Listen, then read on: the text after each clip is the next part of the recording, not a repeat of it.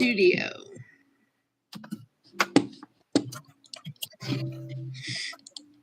Sorry, you guys. This is the live stream for the patrons over on the Patreon channel at Woke.Ones.Revolution. So we're headed over there right now. If you are a patron over on Woke.Ones.Revolution, come see us. We're doing the air signs and then the fire signs.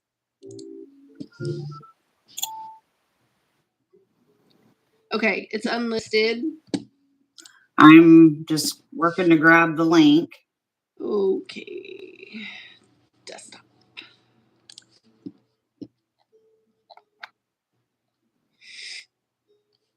There we go.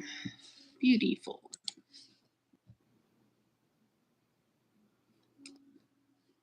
Okay. Well, so it's weird. I'm logged in under this other account. And like my subscriptions are just gone. Where the heck are they? There it is. Okay. Okay, so it just says upcoming right now. Let's look at live.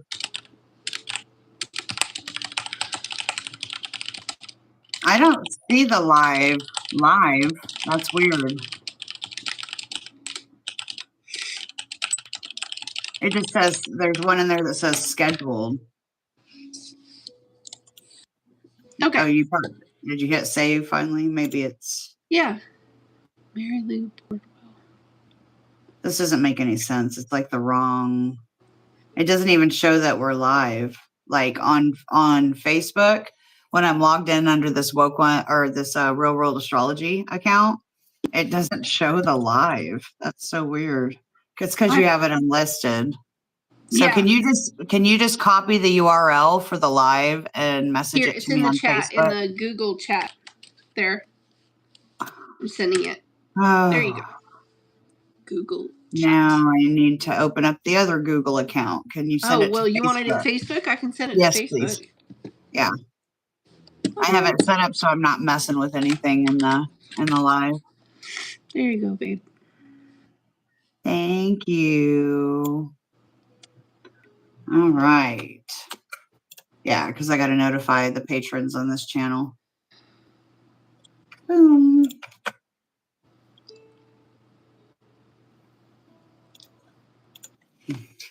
Wow.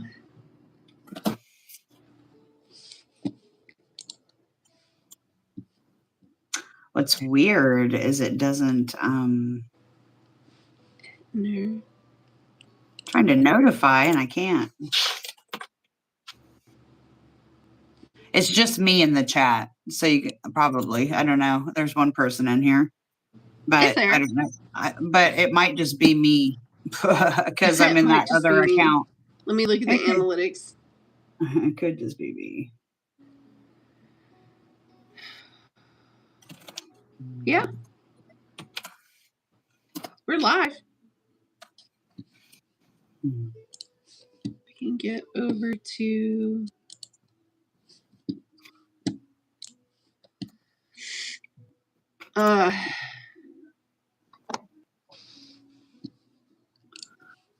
Okay. Well. Ooh. So we're going to do December 2025.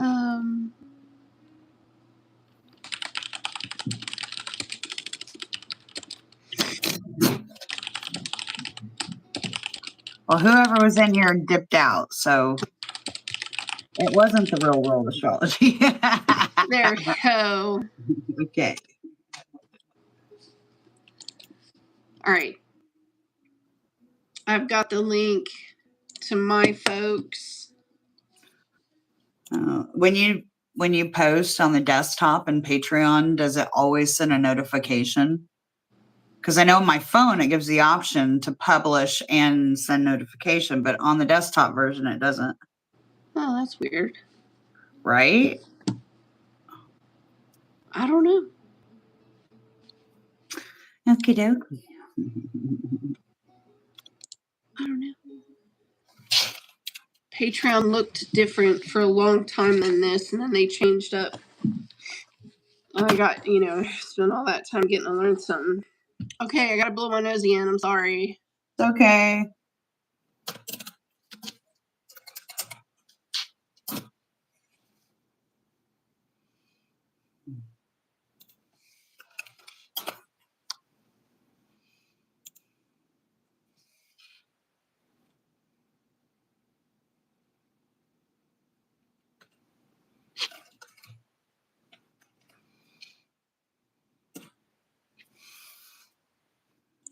There. I hope that worked.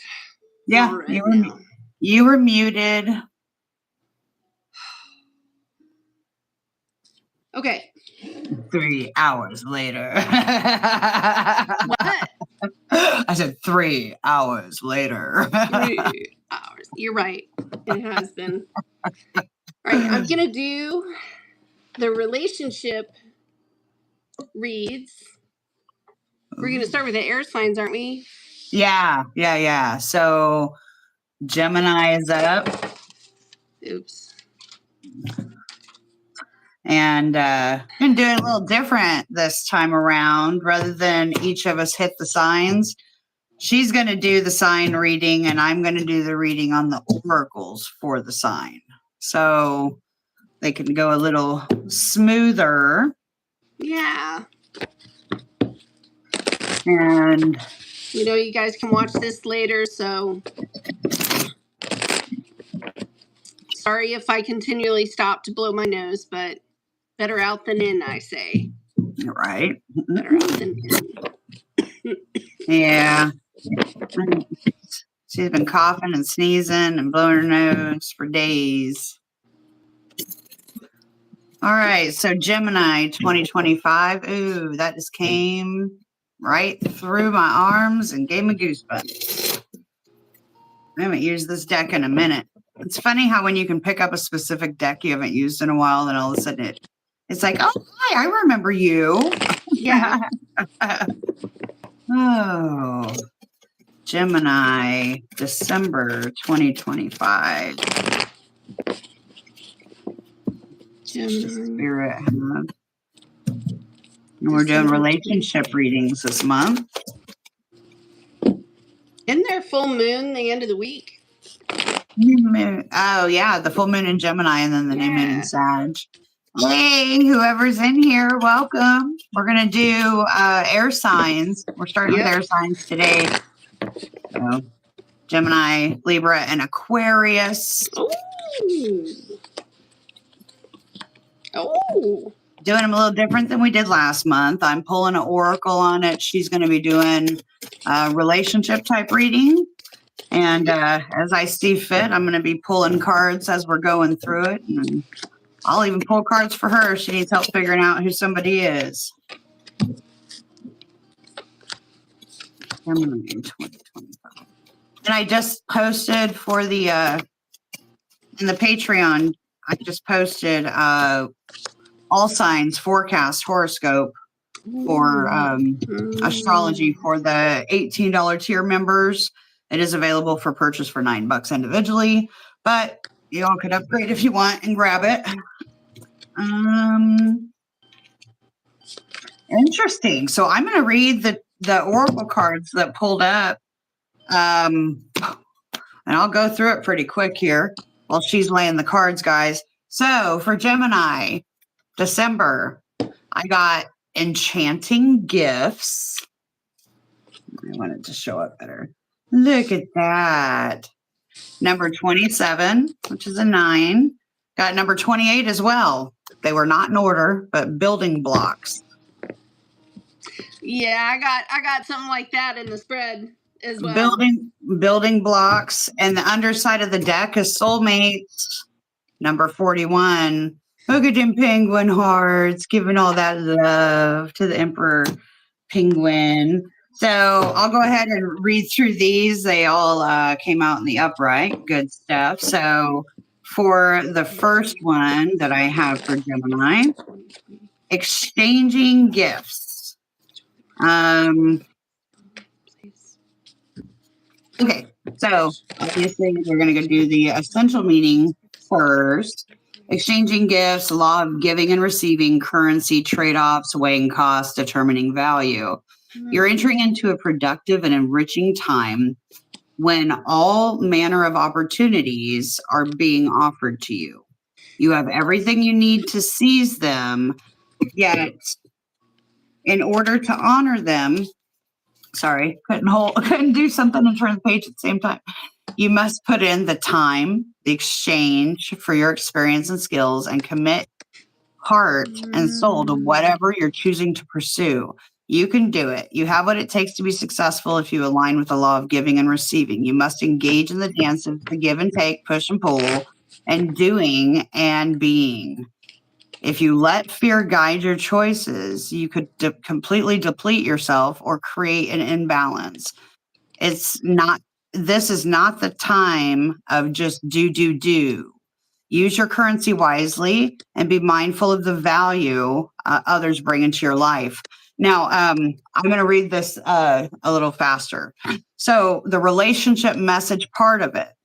Love is an exchange of life force energy between two beings. It grows exponentially when it's reciprocated. You must give and receive in order for love to flourish and abundance to flow between you. Spirit wants you to start accepting all the blessings waiting for you, as well as offer the same gift in return. Open your heart and allow it to be fulfilled.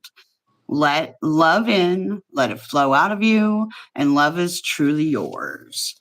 Very cool. The building blocks will be a little easier. I always forget this deck has like a bunch of different messages in it for each card.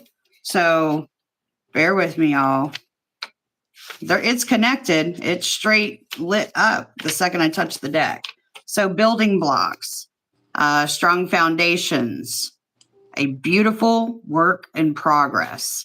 As far as for relationships, when you see this card, know that you're attracting new relationships into your life and solidifying the ones that you already have by building on them on the foundations of honesty, humility, clear communication, and a good, genuine desire to know one another. You're moving toward laying the groundwork for a relationship with firm footing that will ensure it can withstand any storm.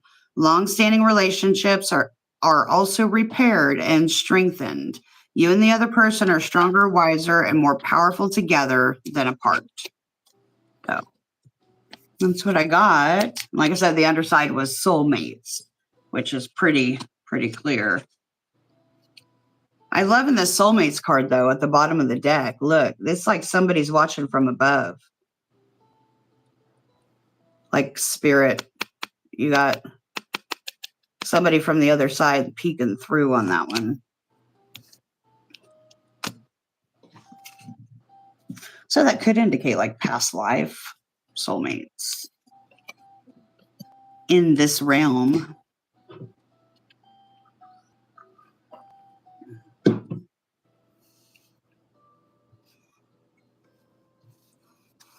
Shit just got serious. Like, I'm looking at the spread and I'm like, oh, okay.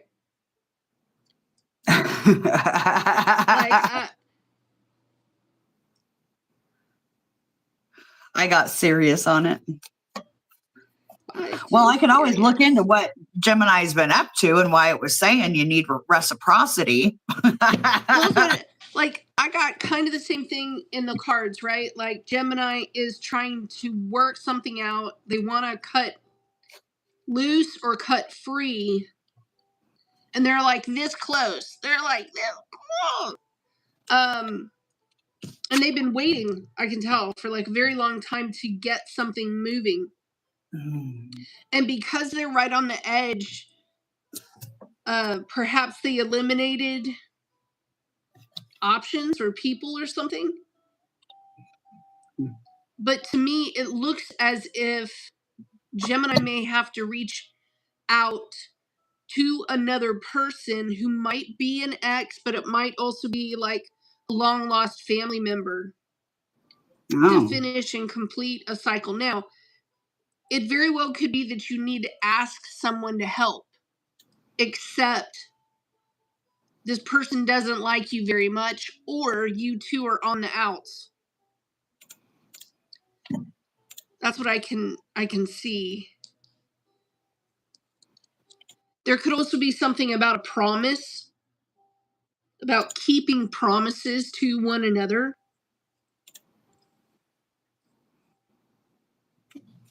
A move. And then you get underneath, I have all of these emotional cards, like all of these emotional cards start coming out. And I can see that this would be like being put in a position they don't like. Not being able to make the jump and move forward. Money and finances are involved. We're not able to go. Someone missing, someone not there, a missing piece. There's definitely a happy thing, perhaps, that is moving forward, whether we like it or not. To me, it could be a date or an appointment, like on the clock, and this thing is moving forward. It could be costing a lot of money or a lot of effort, too. There might be a Scorpio involved who is being very driven. This person is very driven. They're not allowing for something. I'm sure if I sat here long enough, I could find it. Something is going to be shown from the person that, like you and this other person, it's like what was shown and what was given created a lot of harm. It's affecting the ability, like, to move forward up here in somebody's head. It would be a lot like saying, I know you don't like me right now, but will you go that far to harm me? Especially when I'm trying to get out of here, or I'm trying to get stuff done, or I'm trying to move things along. Why would you allow that kind of harm to come to me? Or do you hate me that much? I got this. Red flagged. Warning It goes signs. both ways, though, because on one hand, it's, why are you standing in the way of my happiness? Because that part's here. Number two, I've been with you for a long time and you promised that this thing we're going to, and now you think I'm not going to be loyal, It's sort of like pointing fingers, being afraid that the other person is not going to be loyal when the person that's looking at you is looking at you like you broke the law, you went out of bounds, you took advantage, and now this person has to turn around and ask the other one for help or for assistance, because there's a very long time that is being recorded or has been recorded. And the divine feminine energy is on one hand, and they're just like, intuitively, I know all of this needs to stop. My effort, my money, my time, whatever this is. And maybe they've already drawn the line in the sand. I'm hearing also that a clock ran out. And so maybe their participation is no longer necessary. The Six of Cups came out in the reverse with the Two of Cups in the reverse above it, like that. And here comes this guy coming in and going, look what I found, look what I found. It's like this. And a message comes in about the soulmate, soul contract person. Something was shown. And so now, if your family members down here, or this is like a tribe, this is like coming together. Emotionally, things are off. It's kind of strange.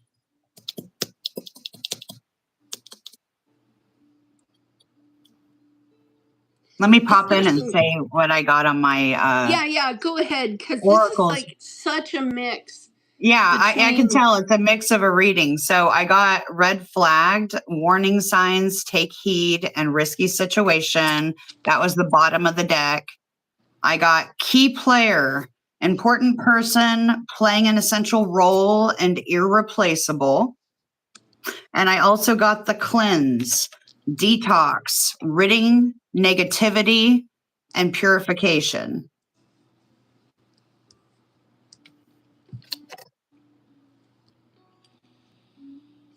Oh, man.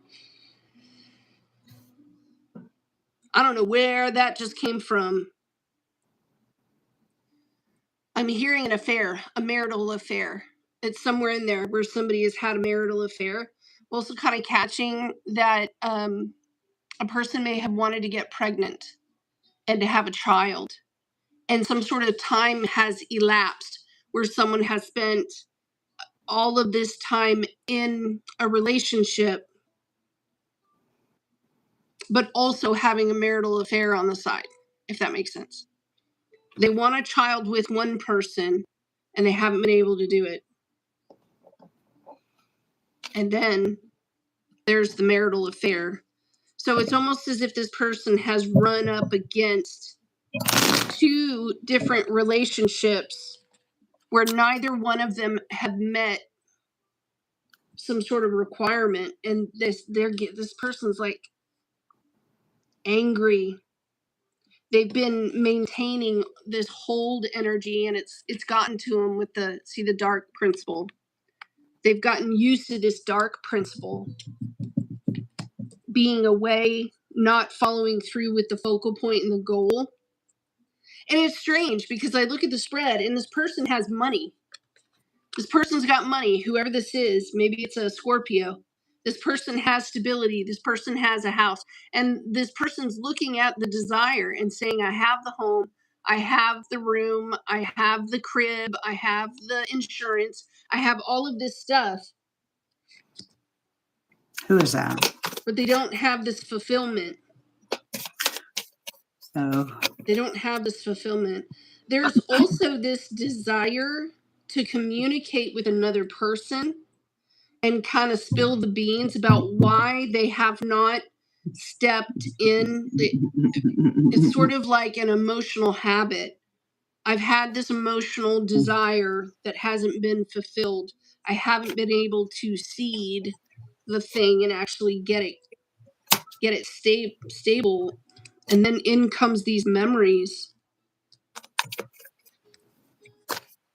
I get the Three of Pentacles keeps popping up here and there and here and there.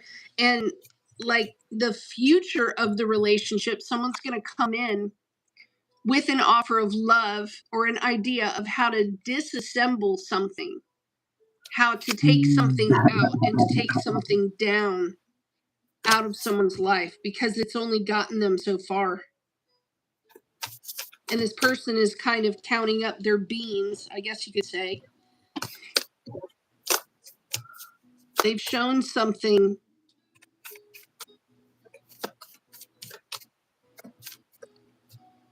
It's a push.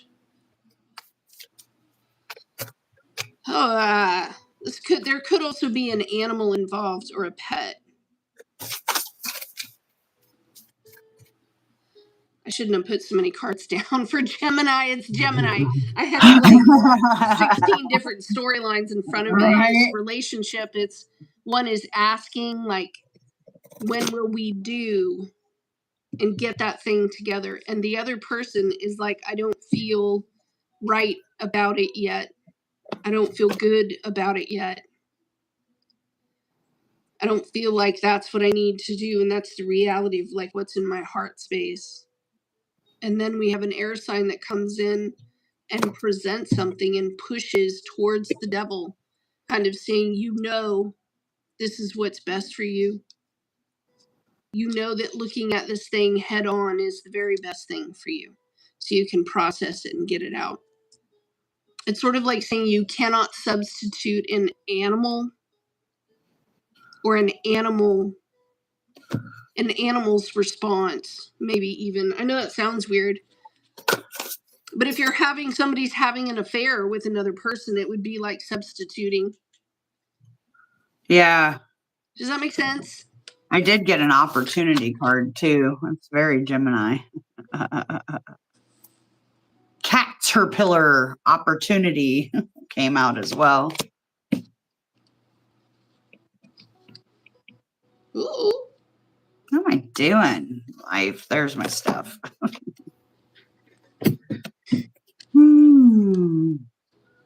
Yeah, it's almost like someone's going to come in and say, well, you know, how long have you been doing that? How's that working out for you? Right. Because what's in the reading, it sort of shows that this person has tried and tried and tried several times at something. And physically, they have not been able to do this thing. Emotionally, they've spread themselves out in like 16 different areas. And at night, when they're home alone, they're kind of looking at the fact that they didn't create peace and harmony and make something clear with clarity. I do. Now, if I just look over here, Gemini, I think there is a confession of some sort that someone needs to make. Could be an apology. It could be that somebody got their hand slapped and this person's worried that I don't want there to be a misunderstanding about what happened back there. Yeah, they want to create peace and harmony. They want to be able to make a choice as well in a big financial way, but they're not going to be able to do that until they have this conversation.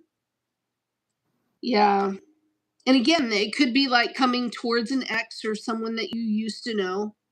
For some of you, this could just be spirit laying on you at night, or spirit putting something on you about the way that something was disassembled. But right now, someone's like really gunning on it. You know, they're chewing on it. Hi, Mozart. Mozart's Unfinished Mermaids E 9814.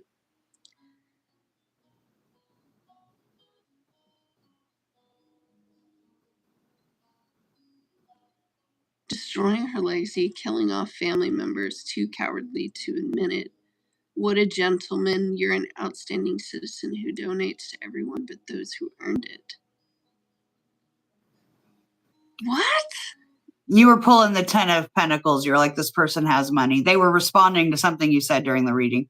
Hi, Jamie. How are you, hi, friend? Jim.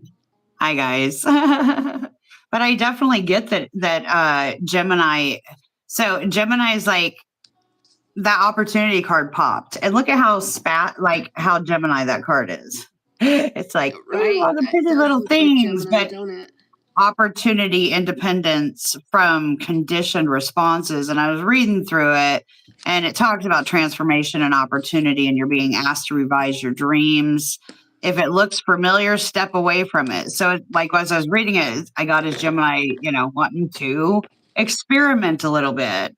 And I got to a part here where it's talking about time. So it's like, sometimes the most original response is no response whatsoever. Stand stock still steadily into the eyes of the players in your drama, avoiding engagement until the moment is right. Caterpillar invites you to witness the story unfolding, knowing that deciding on the timing of your action is essential as to finding the best move to make. And when you do act, let it be there no doubt in anyone's mind of your determination and power that you unleash.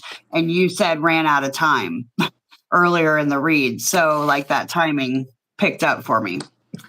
So this person to me is like very confused on which way to go. To me, it looks like scattered energy, like it's not focused. But Mars is still in Sag, yeah, which is opposite your sign.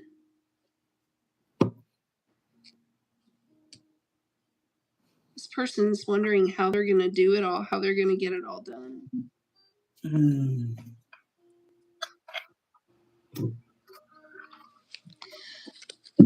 I mean, honestly, I've got Wands, Pentacles,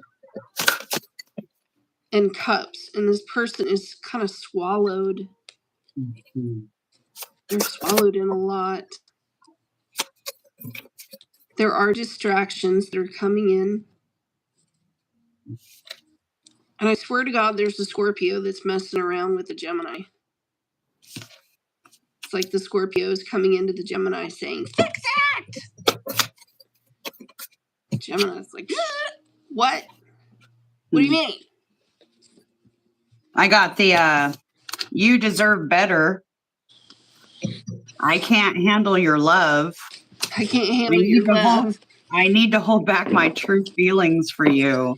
And these feelings are eating me alive.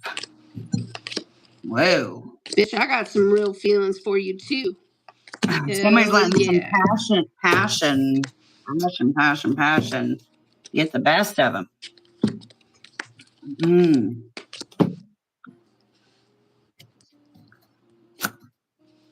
Yeah, this person is panicky for no reason in my mind.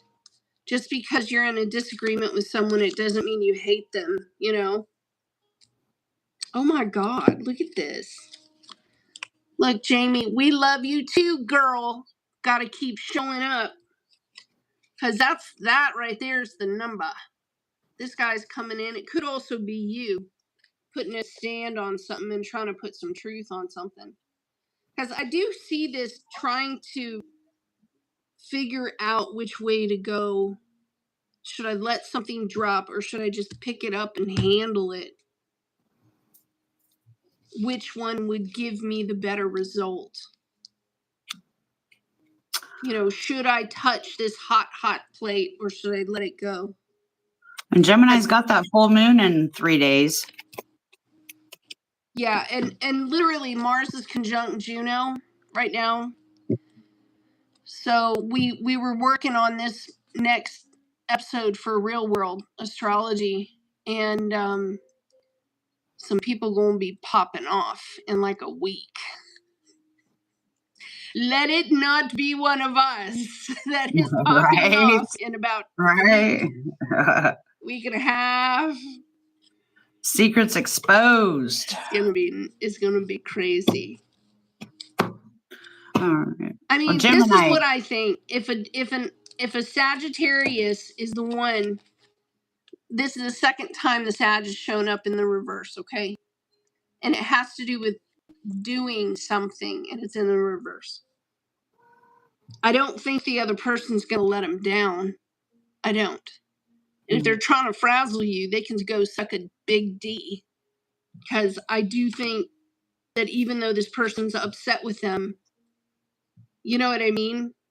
They still love them. They're waiting and they're watching. And that's it. Other than that, the only other harm I see is that one person wants to push and the other person's wanting to convince. That's what jump onto the next out of the pressure of constantly being pushed. Yeah, if someone's pressuring you and it's making you frazzled. I can't say that on YouTube, but just no, it had to do with was it Ice Cube? What's the guy's name? The singer.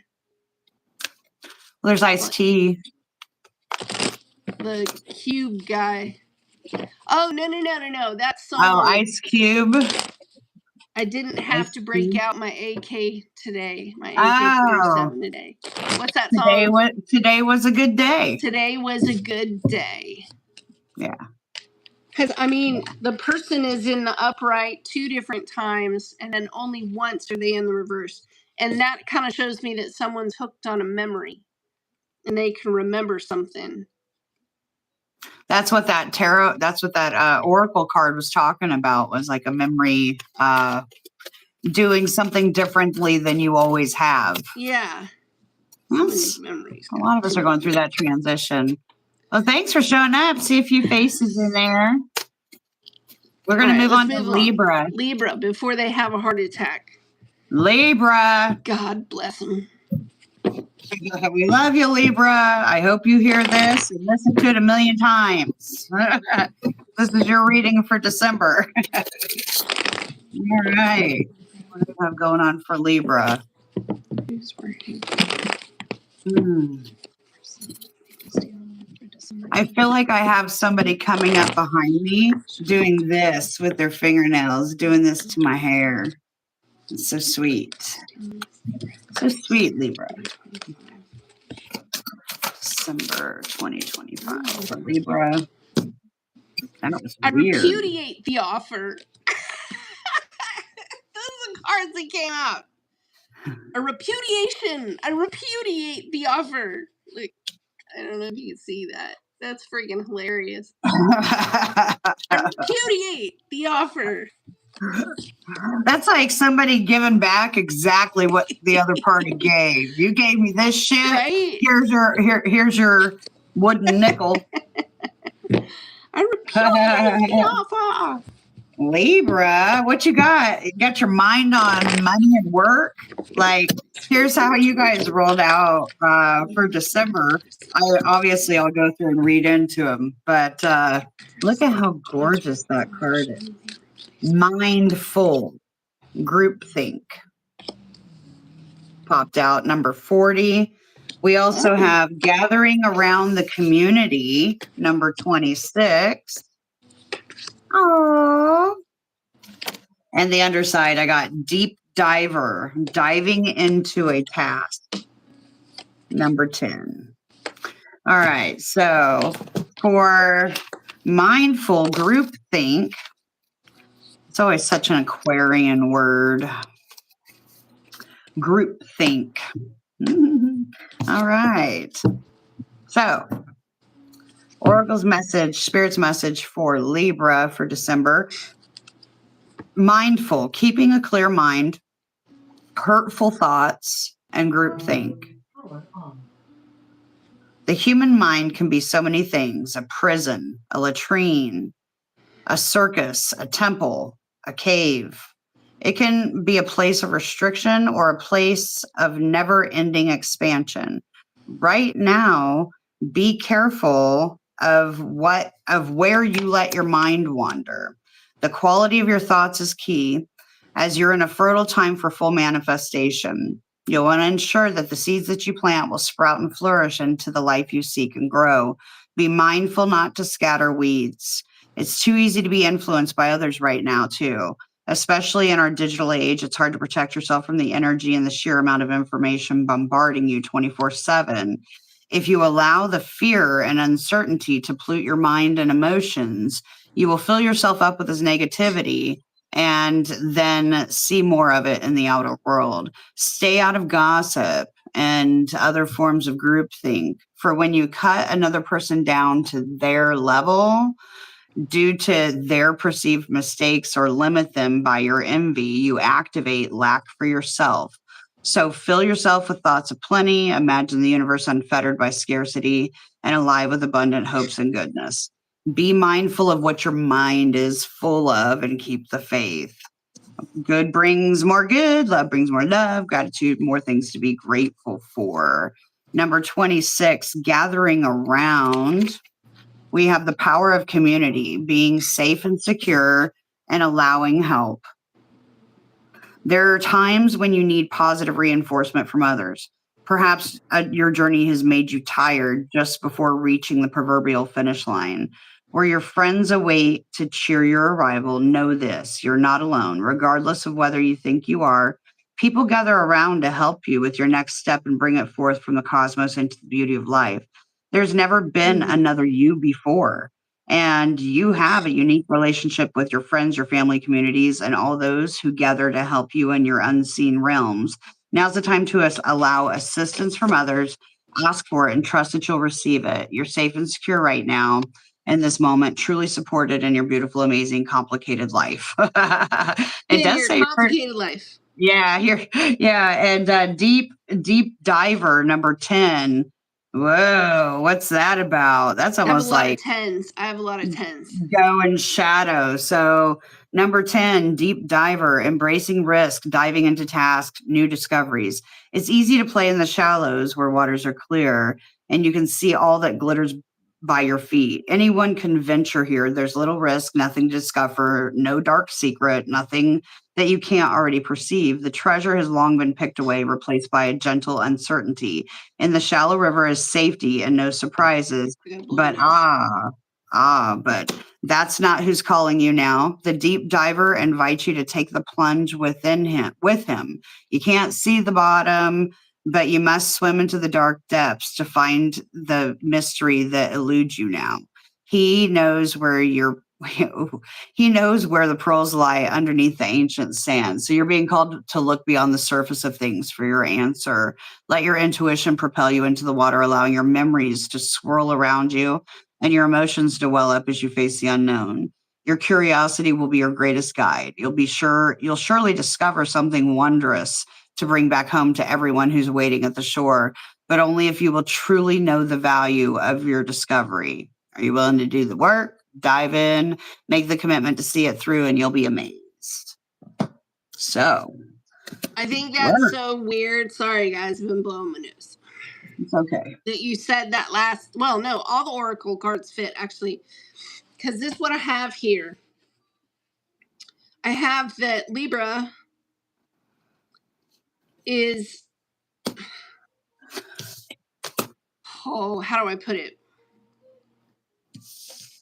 Libra is watching how another person is handling a large decision that was made. And the decision was kind of final. And it puts Libra in this place that says, you know, there is work that needs to be done. Okay. But y'all didn't know how to get it done. And I have been learning and seeing here. Well, let's just say you carried this heavy load, you accomplished this very large thing, and it's done, and it's settled, and it's finished, and there's no going back. There's no going back. The decision was made. Now, this is supposed to be something celebratory coming up in front of you.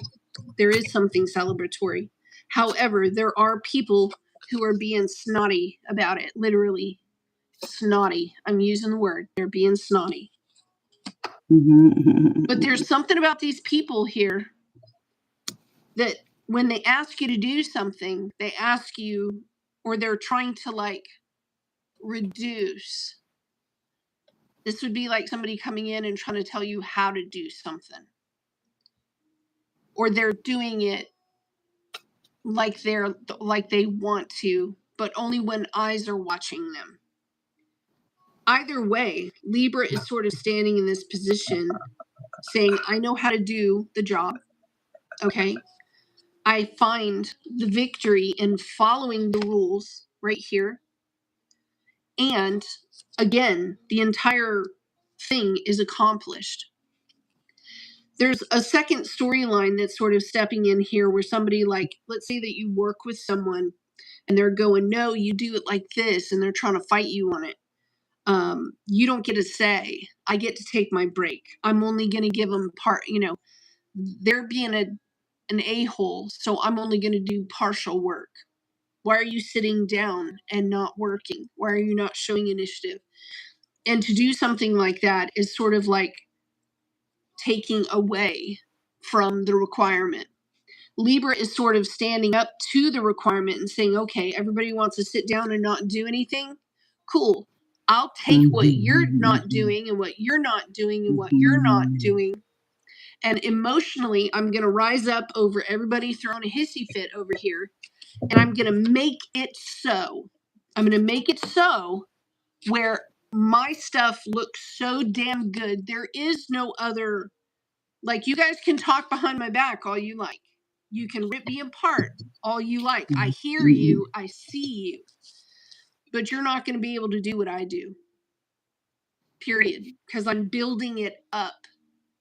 And I'm setting the foundation where nobody could wipe me out. Period. Nobody could wipe me out. And so I agree with the oracle cards. Community, right? The community that you're in. Absolutely, the community. However, every community has like a set of social interactive, it's like an inner culture. It's like an inner culture. And whoever I'm looking at here, perhaps they're going to like marital therapy. Maybe they're going to regular therapy. Maybe they're going to school. Maybe they're getting their certifications. But this person is catching a lot of undercurrent. is the best way to put it. And the Libra energy that I'm looking at, they can tell that somebody wears a mask. A lot of people wear this mask, but when you get them in private, they throw this freaking hissy fit right here. I didn't get the thing, and I didn't do that. And Libra is sort of sitting in this position going, well, if you wanted the position, then you should have gotten your certs. If you wanted that job, then you should have gotten certified or gotten your degree. It's not my fault that I got selected and you didn't. Yeah, I'm getting a jealousy thing, like that when you were talking about spying or like somebody looking, like somebody is looking at how to maybe take Libra out or to try to dig up some dirt on him. And Libra, like these other two cards popped, and I obviously she hasn't really talked much about love, but it popped out with like new boo and playa.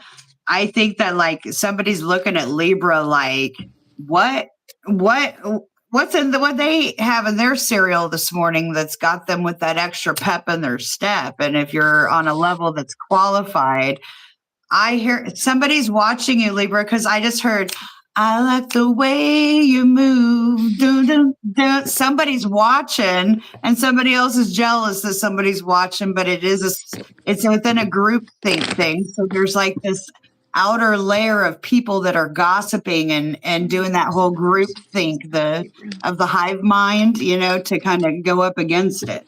Show me how Yeah. this person. I like the way you move, and that's not my music, so y'all know that song. It's an older one. I like the way I also kind of feel there's an age thing here as well. Like, I'm hearing that there could be an age gap between you and another person, and that age gap, I mean, it's kind of poopy that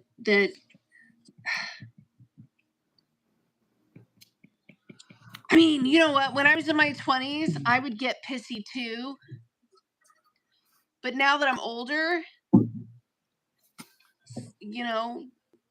racking on the years tends to give a person a little more experience than someone that's younger. Yeah. Maybe they take the job more seriously. Maybe their ethics are much more, what would you say, they're impressed more over time with maintaining proper ethics. Does that make sense? Like they've learned a little more about business, or they've learned a little bit more in the way. And the way the relationship stands here that I'm looking at, this person could also be looking at like a spare job. This would be like a side gig.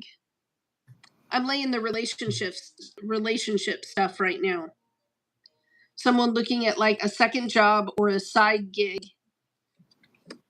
to work with the energy instead of against it. There is an offer that is coming in, and somebody's looking at that offer. They're actually offering to help do a job.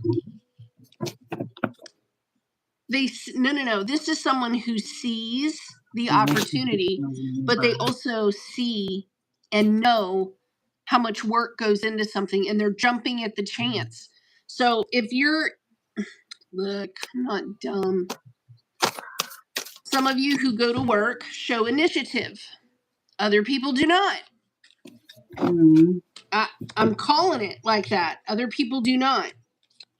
And the person that I'm looking at, they see several steps ahead, and they jump to the opportunity, and they jump in there and they go, hey, I'm aware of you. I'm aware of the heavy load that you're handling. Let me jump in there and help and assist. Yeah, I swear to God, this person is saying, hey, you don't need to carry that much. Or, hey, I see 7 steps ahead of what's coming, so I'm jumping in there now. But they're giving this, it's not my fault. I mean, this person is literally saying, for the best outcome, for the greater good, I would jump in there to assist. That's what this person is saying. to finish the job, to accomplish the job, even if it's something financial, like paying a bill. I'll jump in there and I'll help and I'll assist because maybe somebody doesn't have enough. But this is taking an initiative, and there's another person here who's not just jealous, they're upset. I got orphaned as well. Oh shit! As far as relationships, orphan says, as you shift and evolve and commit to your own growth, you long for support, but may be disappointed and hurt by others who are not providing what you feel you deserve. Perhaps you're drifting away from this relationship because you're in a different stage of personal growth. Perhaps you're in a new relationship and discovering that you don't share the same beliefs and values, so you feel left out, unable to get that intimate place of safety or belonging. Don't compromise yourself to belong. It won't be worth the price. So yeah, in a way, like if you're talking about that dynamic too, it's stemming like from an energy of people who felt important one moment and now they're feeling like left out because you're getting something that they're not. It feels like someone who was in a state of power, and then all of a sudden, like that, they're powerless. But this person, like if they could tell you something, whoever you're dealing with, it would sound a lot like, I thought we were friends.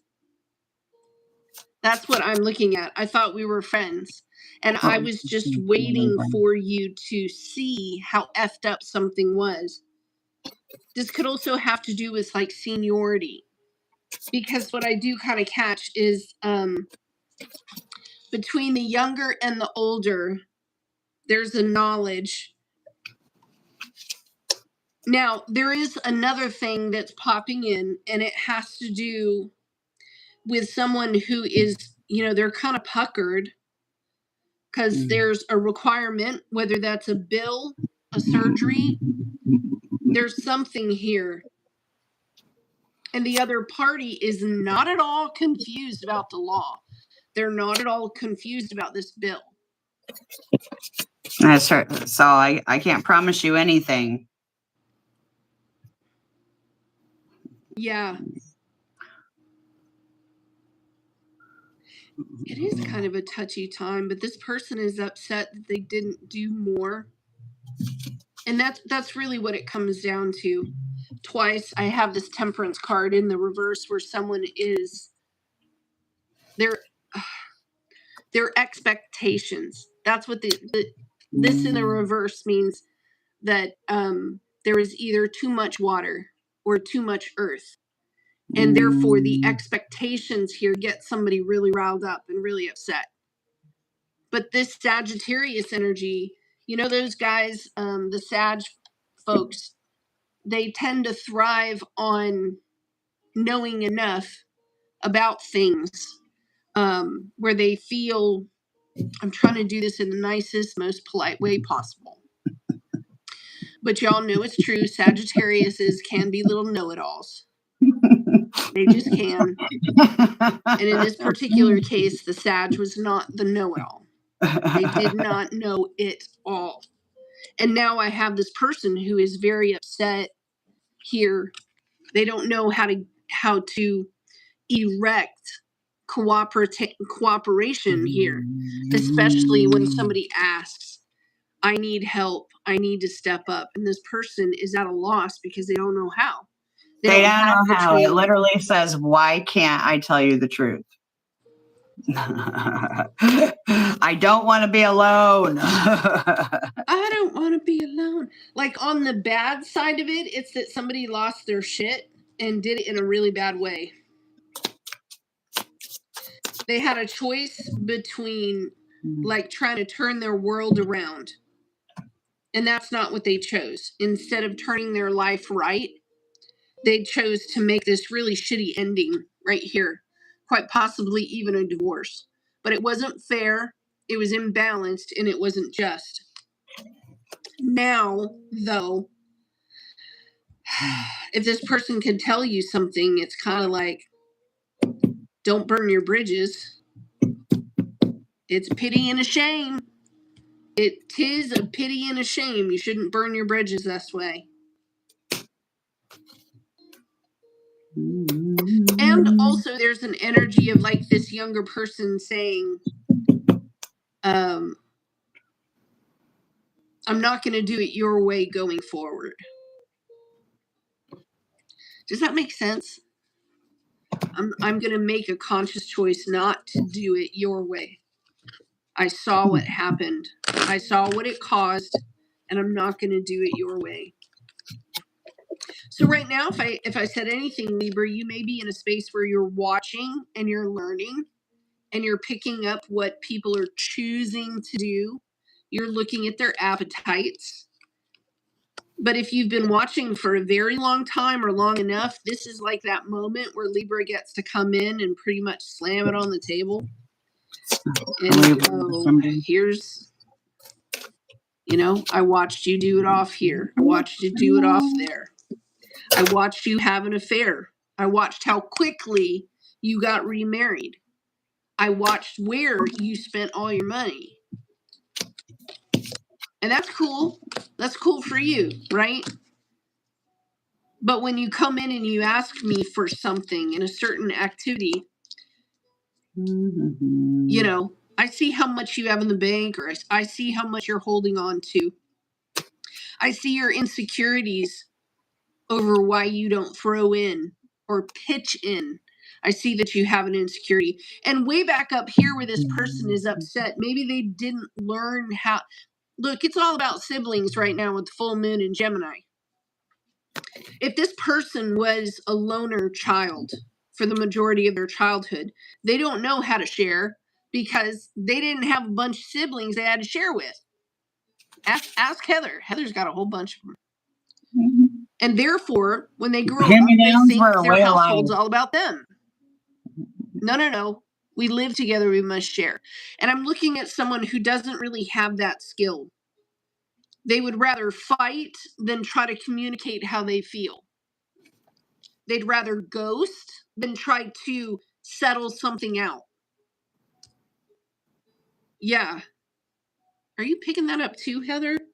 Yeah, and it's like so I also went ahead and I pulled the bottom of the deck of the last oracle that I pulled for relationships, said clean it up. Number 21, clean it up. And so when I was looking at it, the essential meetings, getting to the core of a situation, freedom from a burden, cleaning house, sweeping away what's no longer needed, time to clear the air, look at your side of the street and say what's on your mind, sweep away the old stuff so that spring breeze can flow through it with new energy. It's perfect time to do inventory of your own dynamics. See what's yours, what's not yours, to clean up in the relationship. Everyone brings some baggage. Sort through what you brought and let go of what is no longer needed. Become unencumbered, and your relationship will actually flourish. I'm looking at Jamie's question right here. A new Cancer coming back around. I'm kind of wondering what's underlying with that, or am I being paranoid? I don't think you're being paranoid at all. I don't, because in the cards you're looking for loyalty, especially through a career focal point thing. But there are memories here. To me, it looks a lot like this person may either still talk with their ex, you know what I mean? Or they're friends, or they know your ex through some family member or whatever. But there's an attachment there that maybe you don't know about. I'm just saying. And they may have heard some things about you as well that aren't quite true. You know what I mean? Because what I'm seeing is like you're watching this person's, you're looking for a certain value set. And there are some things about this person that reminds you of your ex. You don't want to do that again. And they seem a little confused here. You're waiting for them to make a mistake. I see that. You're waiting for them to make a mistake. And the cards show that it has something to do with someone keeping their word. Like if they say something, you want to see it done. You want to see it followed through. There's something in the history of what they're saying about their life story, like Heather just said, everybody comes with baggage. There's some things in the way they're telling their story from the past. And the large majority of this Cancer story has more to do with stubbornness than anything. A lot of stubbornness here. One party trying to manipulate. Now, I'm just going to look, I'm putting all the cards down just like that. Because what I have here is one person in that relationship, Jamie. One person had to figure out how to manipulate the stubborn one just to get their needs met. That's what it shows right here. Okay, love? And I don't even know that they wanted to manipulate, but it was the only way they could get their needs done.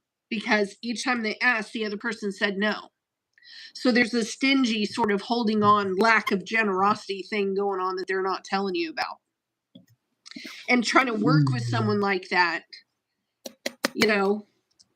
Well, and I'm getting like the baggage of, and then I got drawn back down to that orphan card again of somebody who is afraid to be alone. Like, I think, was that even one of the oracle cards that I showed you guys as I was holding it up?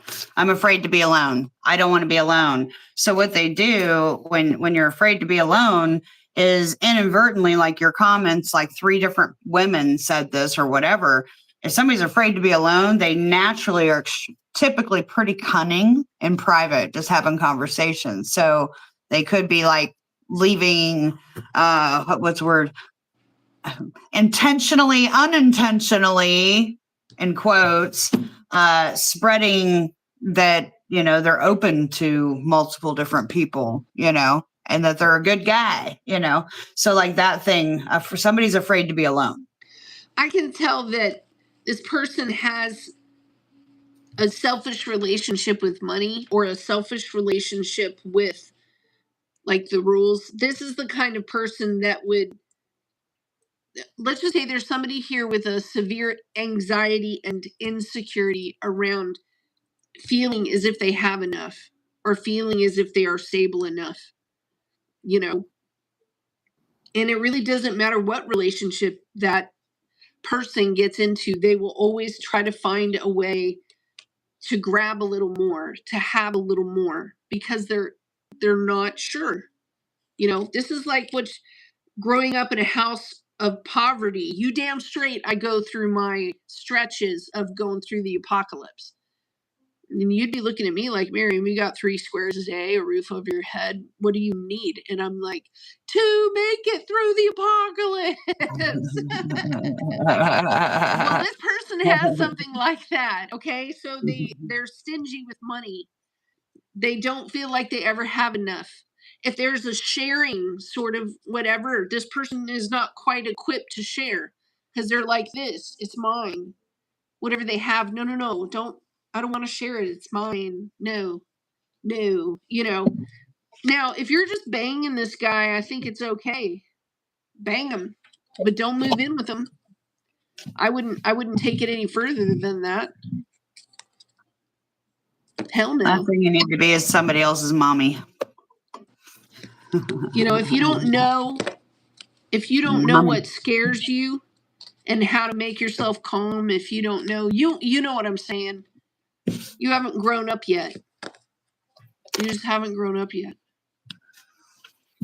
Libra had a damn long reading, and I hope they enjoyed it. Hamalakalem, Libra. There you go. Enjoy. Aquarius. But he don't look it. Yeah, girl. That's how they get you. That ascendant. You know, just gonna you say, don't look it. Okay. Yeah. In about 3 months, he'll be like, I'm not paying for that dinner. You pay for your own. Yeah. Yeah. It's like I'm getting taken back to somebody that I know. I'm not going to mention any names, but like at the beginning of their relationship, it was fairy tale. The guy took her everywhere on all these trips, bought her all kinds of stuff. And the moment that, like, right after they got married, it was like tight a tightwad. You know, the man wouldn't drop a dime on anything except for his own, encouraging his own like collecting of shit, right? Just more and more and more shit. And before long, like she ended up like running his businesses for him. She basically just ended up being hired as full-time help without getting the bennies of actually getting a paycheck. It's like it all got cut off and everything was too much money, you know, driving a 20-year-old vehicle while he gets a brand new vehicle every year, you know, that kind of shit. That sucks. But yeah, we Off got with their heads. Off with the heads. Actually, it's funny. Like I have it. Oh man, I gotta blow my nose again. I just have that there. Off with the heads. Oh, okay. So Aquarius, what do we got going on for Aquarius? December 2025. Aquarius. What message does Spirit have for Aquarius? Okay, I'm back. I just heard a bug zapper. Aquarius 2025. Messages to Spirit for Aquarius. What is Aquarius dealing with? What is Aquarius dealing with?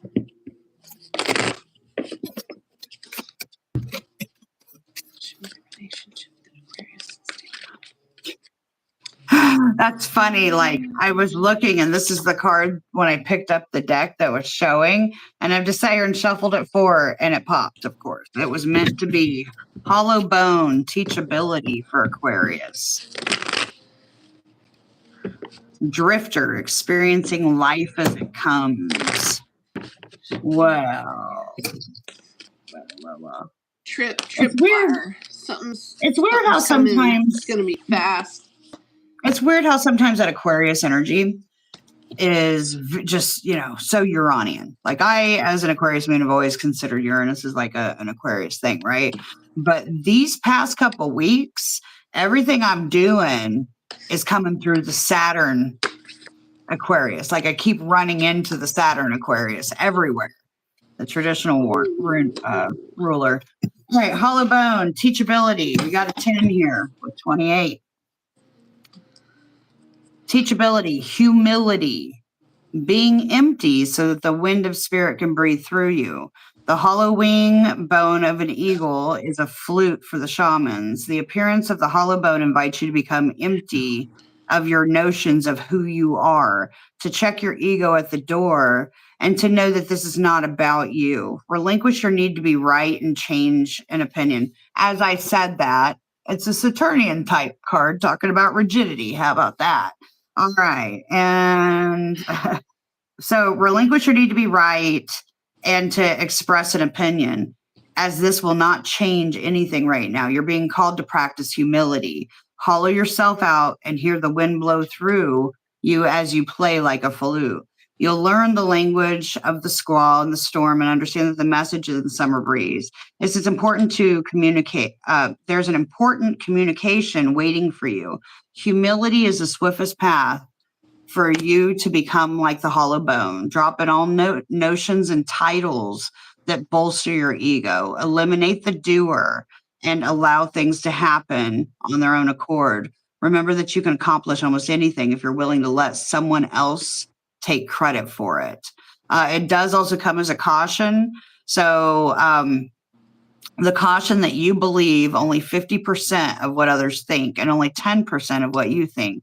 Trust your experience, not what you've read in sacred books or holy texts. This will allow you to turn apparent danger into opportunity, and remember that you're an insignificant grain of sand in the grand scheme of life, as important as the brightest sun.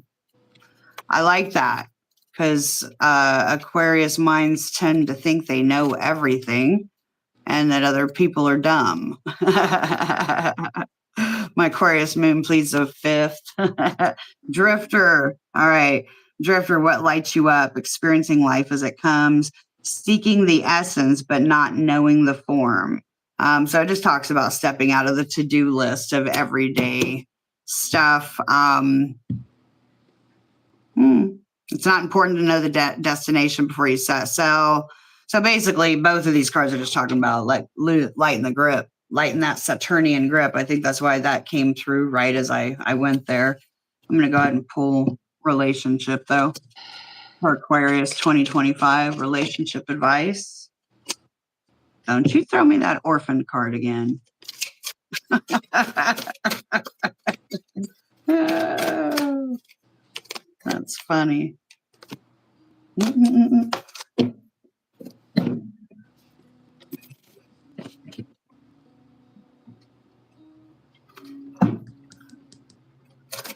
Aquarius. I've got someone in their feels real hard.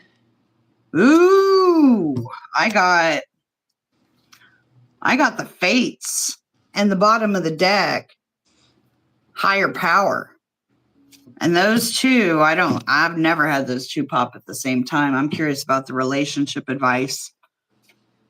So, I mean, you can start reading, babe. I'll just read these after, but I went ahead and pulled them. Well, the person I'm looking at right here is missing someone who is not present, quite possibly for the holidays. And they're trying to turn towards work in a sense. Because it's sort of like, well, I have a shit ton of stuff to do and keep me occupied. But the truth is they miss someone. Chop wood. Maddie can chop wood. Chop wood was the bottom of the deck. It's funny. Yeah, there's some fresh goal that this person is doing, from what I can see, and they feel like they're far behind, or they're preparing to be like in hard times. But from what I can tell, this person is like, they have a fresh new beginning in front of them. They're trying to let go of some sort of anger, but their memories are kind of haunting them. And they may even be having dreams that remind them of this person. But they're determined to try to work it out. You're right about the confidence level, but you're also right about the ego. I see the ego of this person kind of going back and forth and back and forth. There's a person that you're probably dealing with that they've changed their mind about the direction that they're going in. And there could have been an initial foundation that was put into place. And that's not the way that it's going to be going forward.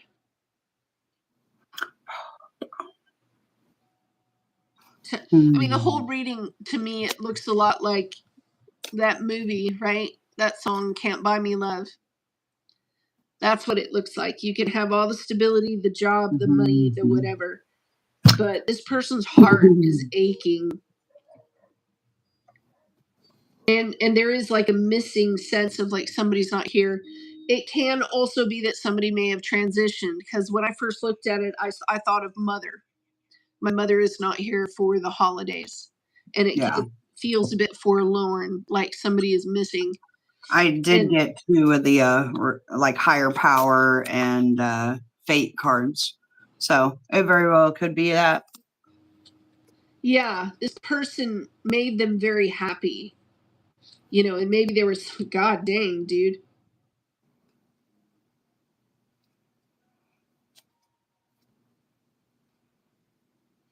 God bless. I think if this person is still alive, they want to reach out and ask this person if they're happy. There could be an invitation about This would be like, you don't have to handle anything. We're going to go ahead and take care of it for you in a way that helps to further stabilize. No, I see what this is. This is somebody who's standing next to the person, and they're sort of saying you can be happy without having that particular action in your life. And if they've been trying to push towards like celibacy or something like that, this person is trying to also redirect to like work that says you don't, be happy with the relationships that are in front of you. It's just on the side where somebody is saying, I'll be there to support someone if they need financial strength. I can be their strength.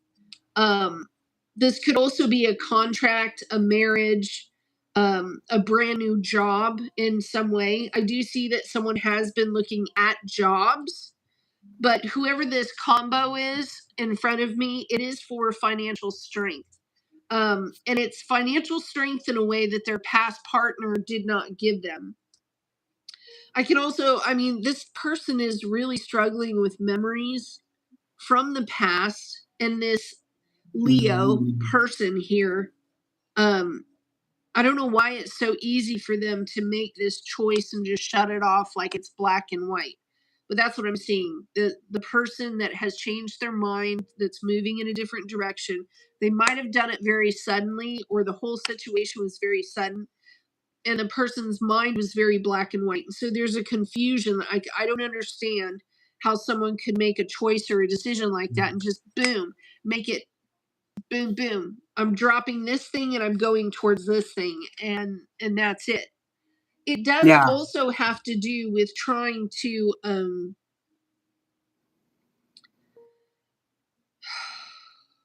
I don't know, this person's worried about that behavior. Someone who can change their mind like that without any thought. It's like ever since that one conversation with this person, it reminds me of what this other person did, like my ex, how they just shut it off. It was just black and white. And they're internally trying to figure out who was right and who was wrong, because they're not used to this. Or it's happened before and they can't figure out why.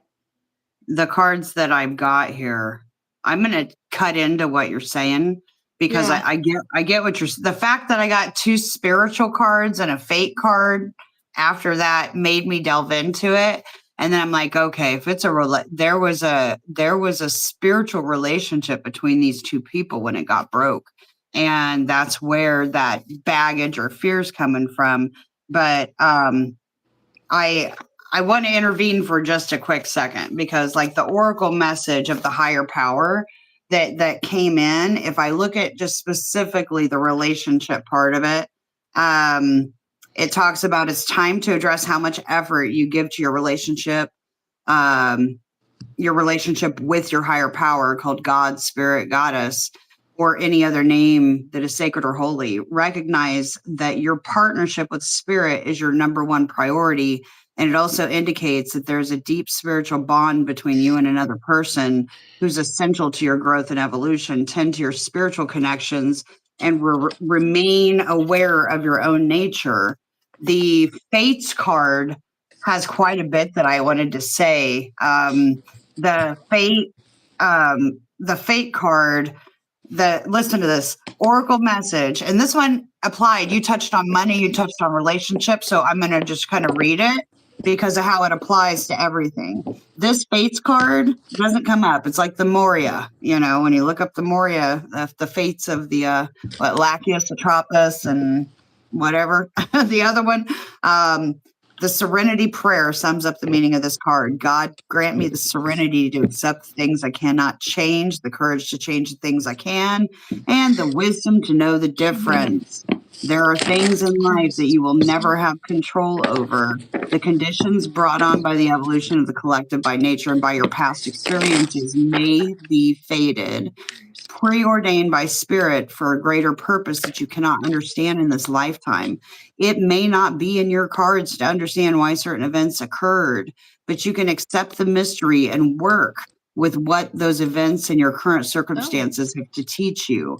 Now, relationship message. Other people are who they are. You can't change them. Notice that imprint on her shoulder. She's got somebody's face right there on her shoulder. You see that? Almost diminishing who she is today. Like it's like holding on to old baggage thing again. Now, the challenge is not to accept them as they are. The challenge is to accept them as they are and not try to make them otherwise to suit you. It's a time to look at how you attempt to mold people to fit in your view and how they should so that you can remain in the relationship and avoid discomfort. What if who they are and whatever is happening between you and them in this situation is perfect from the perspective of spirit? Now it's time for you to accept what you cannot change, even if that means that you honor yourself, spirit, and the other person by moving on. Love unconditionally, for each is on their own journey and we can't direct that of another. Beware that this relationship is indeed fated and you're meant to evolve into a better version of yourself as a result of it. The prosperity message, when she was talking about finances, your experiences concerning prosperity and abundance are beyond your personal control right now. You're being invited to accept what is unreservedly.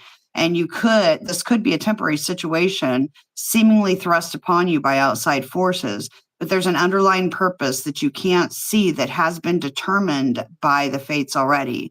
It could be a situation you're unprepared for that you may not understand or how you will benefit from it in the moment. Don't fight it. Write it out. See where it leads. Surrender to it in the serenity that you know that you need to make good choices from here on out will be given to you. You will indeed flourish. Lastly, the protection message. It's difficult to understand why painful things happen to good people. Fate is a mystery after all, yet we do with our circumstances in the way in which we respond to life's challenges is how we rise up to meet and greet our destiny. Now is one of those times to be aware of your powerlessness to change a certain situation and surrender to acceptance. Hang in there, life will only get better. Act and believe that. For the only thing that you can control right now is your attitude. When you align with the fates, being mindful of what you cannot change, serenity will naturally flow to you. I know that was deep, but I felt that. I have a deep one in front of me as well. I did the relationship spread while you were doing that. And yeah. One person wants to come in and they're very nervous. It's like they're pushing.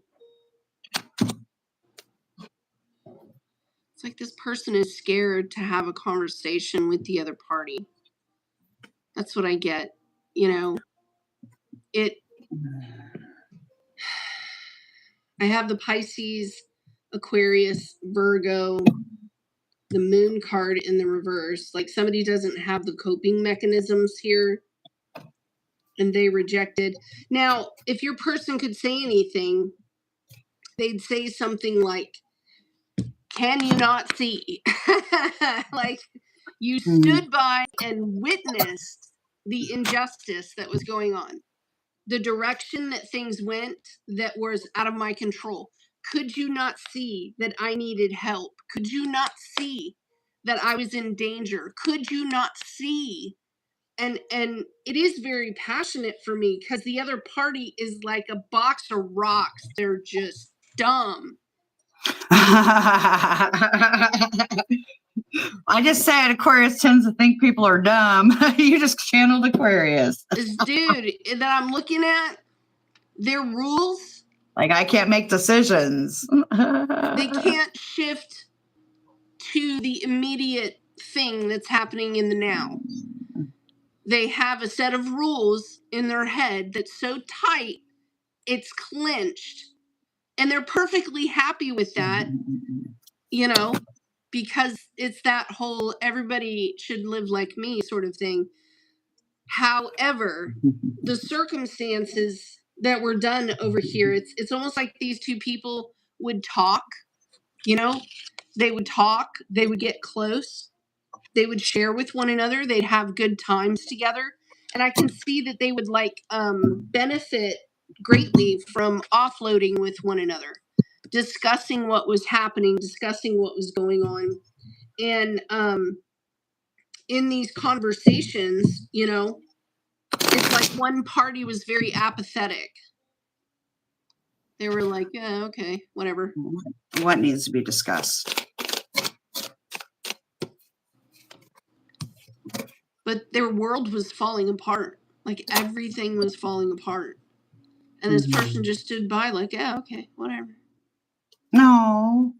Yeah, heart to heart, need to have a deep conversation. What do they need to have a conversation about? A deep conversation. Thanks, Spirit. Appreciate that. Yeah, and I can see this person wanting to have the conversation. I can. But it's sort of weird how I love these cards right here. I love these cards. It's looking at, you know, this person coming in with a message in the tower. You know, bang, right in somebody's head, like bang. Oh my God, I didn't even think of that. Because their rules and their tower thing is coming from an ex or a memory with an ex. And how they wished they would have put something in place with an ex. But each circumstance is unique. Just like it's funny Heather said. New boo popped and then my boo popped.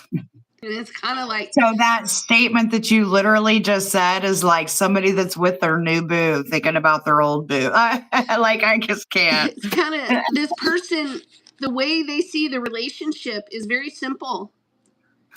As soon as you can understand the choice that you made, and as soon as you can admit to it, that you can call it out onto yourself. Because this person's like on standby. I shit you not, this person's on standby. They're like, as soon as you make this choice to completely own what it is that you do and the way that you see the value system around money or finances and the way that somebody here needs to be taken care of, because this is the soulmate that's in front of you. This is not your fucking ex. This is the one in front of you right now. Do you see what I mean? This isn't your ex. You don't throw people away. You don't throw people away. You don't put them in danger. You don't stand by and watch them be in danger. And this person is sort of sitting here just waiting. They know the lesson. Let's put it that way. They know the lesson. This other person's like really nervous to have this conversation. I'm sorry I was the douche. I'm sorry my rules were so tight. They didn't even fit in my own asshole. I'm so sorry. Right? And they're scared, but they're feeling the push. I'm sorry I broke the law. I'm sorry I thought I was better than the law. I was just doing what made me happy, but the whole thing wasn't working anyway, you know? And it could also be like with the ignoring, like things like ignoring the emotions and just focusing on work. Maybe something that needs to be worked on, Aquarius. If that's something that you've been avoiding, it needs, that heart to heart needs to happen, because the other person, they see right through it. This is so dumb. There's a rejection here. The moon card in the reverse is sort of like, I repudiate that you see my issue so clearly, yes, but also you see that I'm not well enough equipped, that my way is not the right way, right there. Because this person is now reconsidering. They're reconsidering this air sign's words that created the fucking tower. Ba-bow. Like that. Because to me, this soulmate, soul contract person isn't just anybody. They're family. Right there. They're family. Yeah. You don't just treat somebody like they're trash. They're a part of you, like on that Fates card. You see And that? Like this that person really imprint. hates that. It's an imprint. They're there. They're imprinted. They're like, damn fucking feelings. Look at the feelings. There's the stupid feelings. Again, I fucking hate these feelings. Yeah. Sorry, Heather's drops her cuss word. That was Aquarius, and that was funny. Because do you want to keep going, or do we need to take a break? No, I'm okay. Okay, we can start the fire signs. Fire like Aries. signs. And Jamie, I did see your question, hon, and yeah.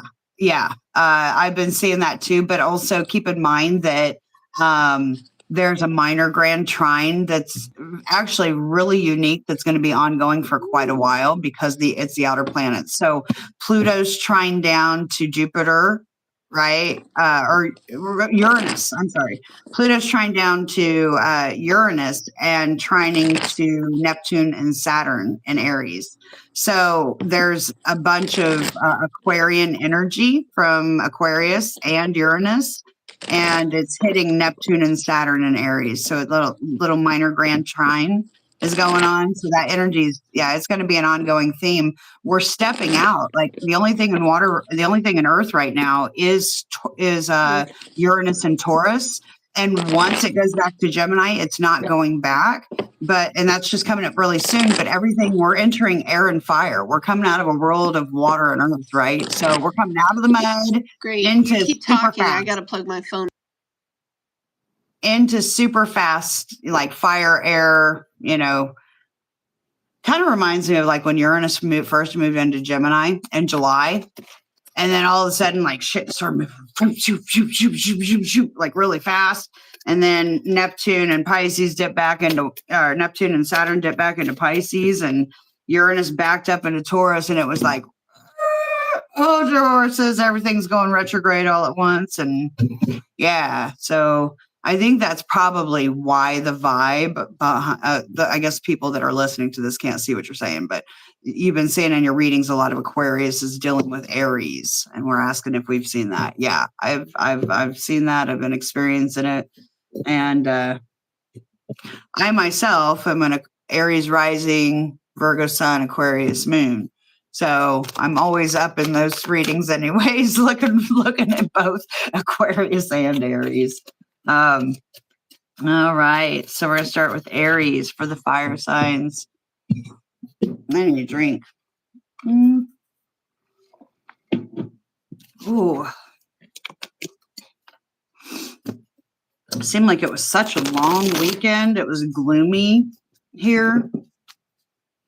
Today the sun's shining, but it's still chilly. We're supposed to get a lot of rain on Thursday. So let's see what we have for Aries. December 2025. Aries.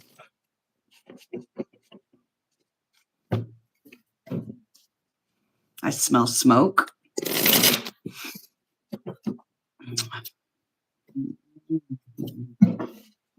But it's like exhaust from an old truck.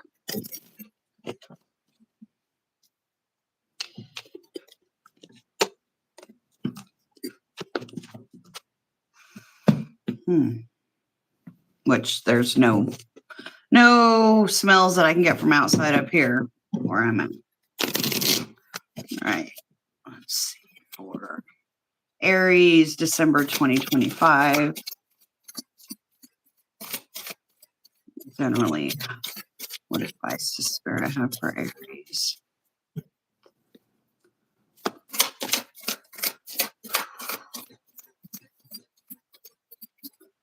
I just got flushed with heat all over my shoulders.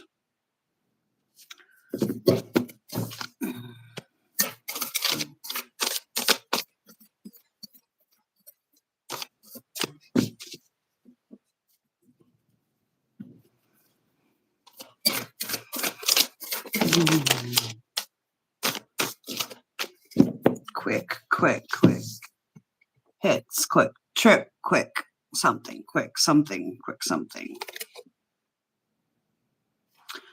Dragon Dragon's Hoard. That's weird. I got Dragon's Hoard, protecting your future, number 12. Let me see here. It was just it popped out with a stack of cards. So I'm just still trying to tap into Aries. I feel the warmth cloaking over me like when you're in the hospital, and that's actually what I just envisioned, like with somebody was in a hospital bed and they come into your room and they put the warm blanket over the top of you when you're about to go under for some sort of procedure. Warmth, comfort for Aries 2025. Okay. Finally got some, guys. Whoa. We got more sacred shit coming out here. Okay. 44. All right. The perfect storm. I have returned. Well, it took me forever to pull cards. Perfect storm. The courage to step into life. Number 44. Okay. Number 44. And then I got a 7 for Aries. Covenant. Aries dealing with? Sacred covenant. Sacred contract. Sorry, number 7. All right, so for 44. Show me Aries. December 2025. Aries. Ooh. An invitation to act now. The courage to step into life. Sheltering from turbulence. This card cautions you to be ready for an exciting, if turbulent time. The winds are picking up and you need to make sure that you are close to the eye of the storm or you will get buffeted by gusts that take you far away from where you need to be. The key is to remain centered and balanced and to bear witness as the force builds in intensity. Notice how the loose stuff is starting to fly around and recognize how little of it you truly need. Let go of those thoughts, beliefs, and and the attitudes that clutter your heart and cloud your mind. The storm will be absolutely perfect for you. If you wonder what you might lose during this time period, know that it is those things which we are most attached to that are taken first, as if life were trying to unburden us of our righteous self-importance. Let it all go with the wind. The less you resist the change brought by the perfect storm, the happier you'll be. Ride the winds to your next destinations. Remember, every time you try to argue with nature, you will lose.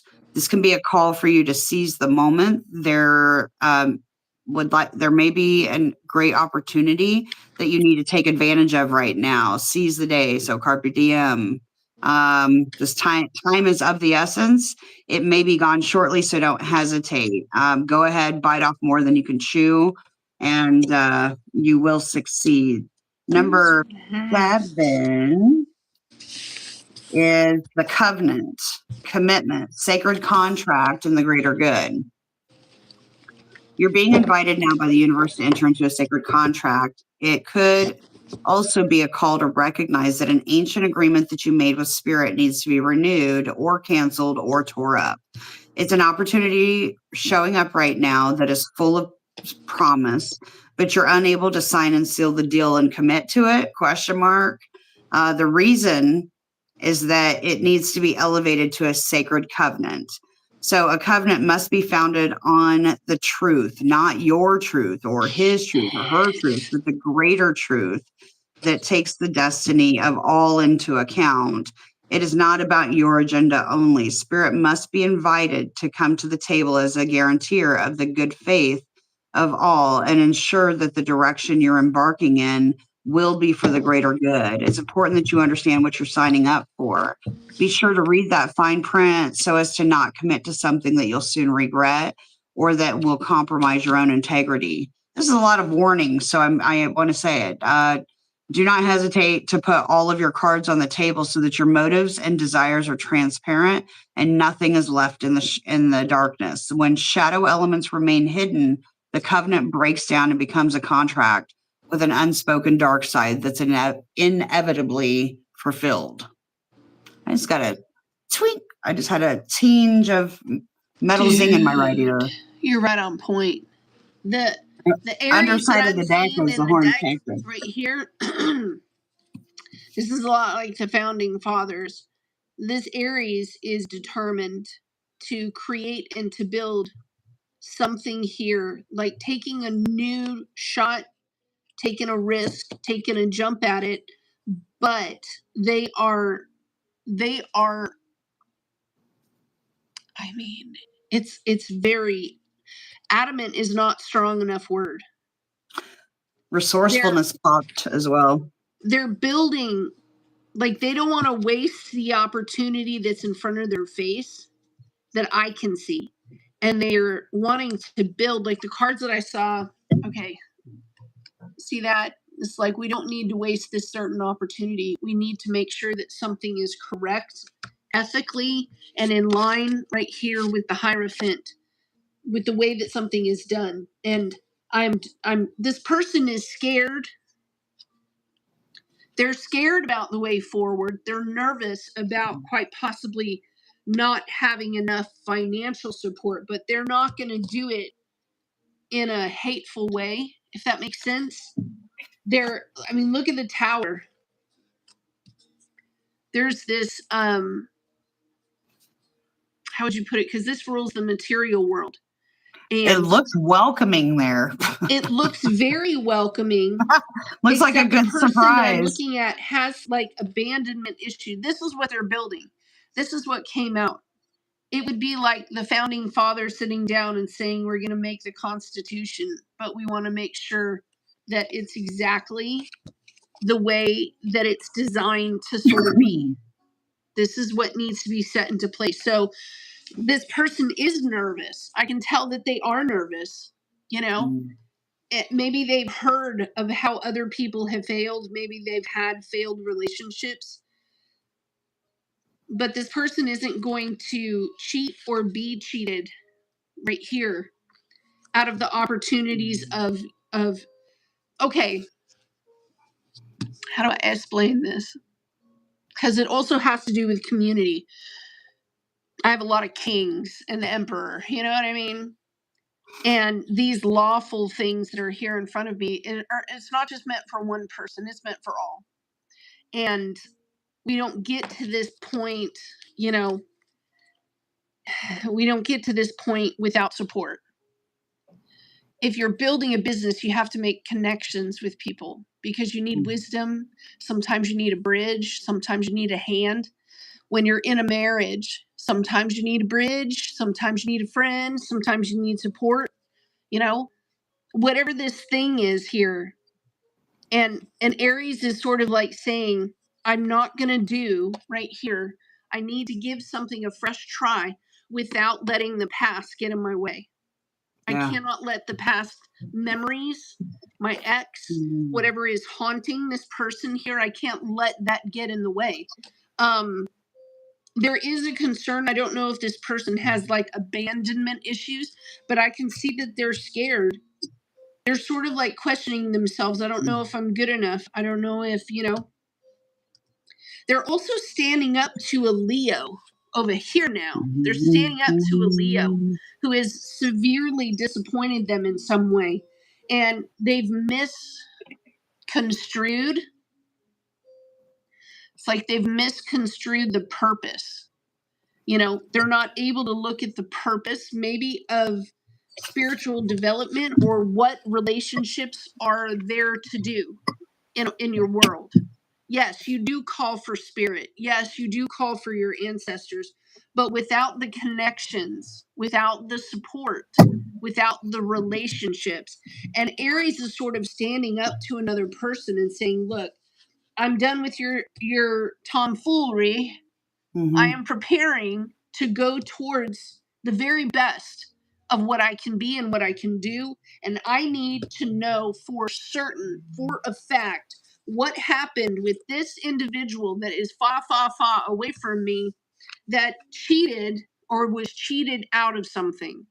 I need to look at the lessons that were there because I need to know what I am building on right here. Yeah. And I'm looking at it. I need to know when I get to this point over here, is something going to come out of left field and swing? Because apparently in the past, we're it's sort of like we're moving away from lack. Okay. We're also understanding that continual lack without effort only gives you more lack.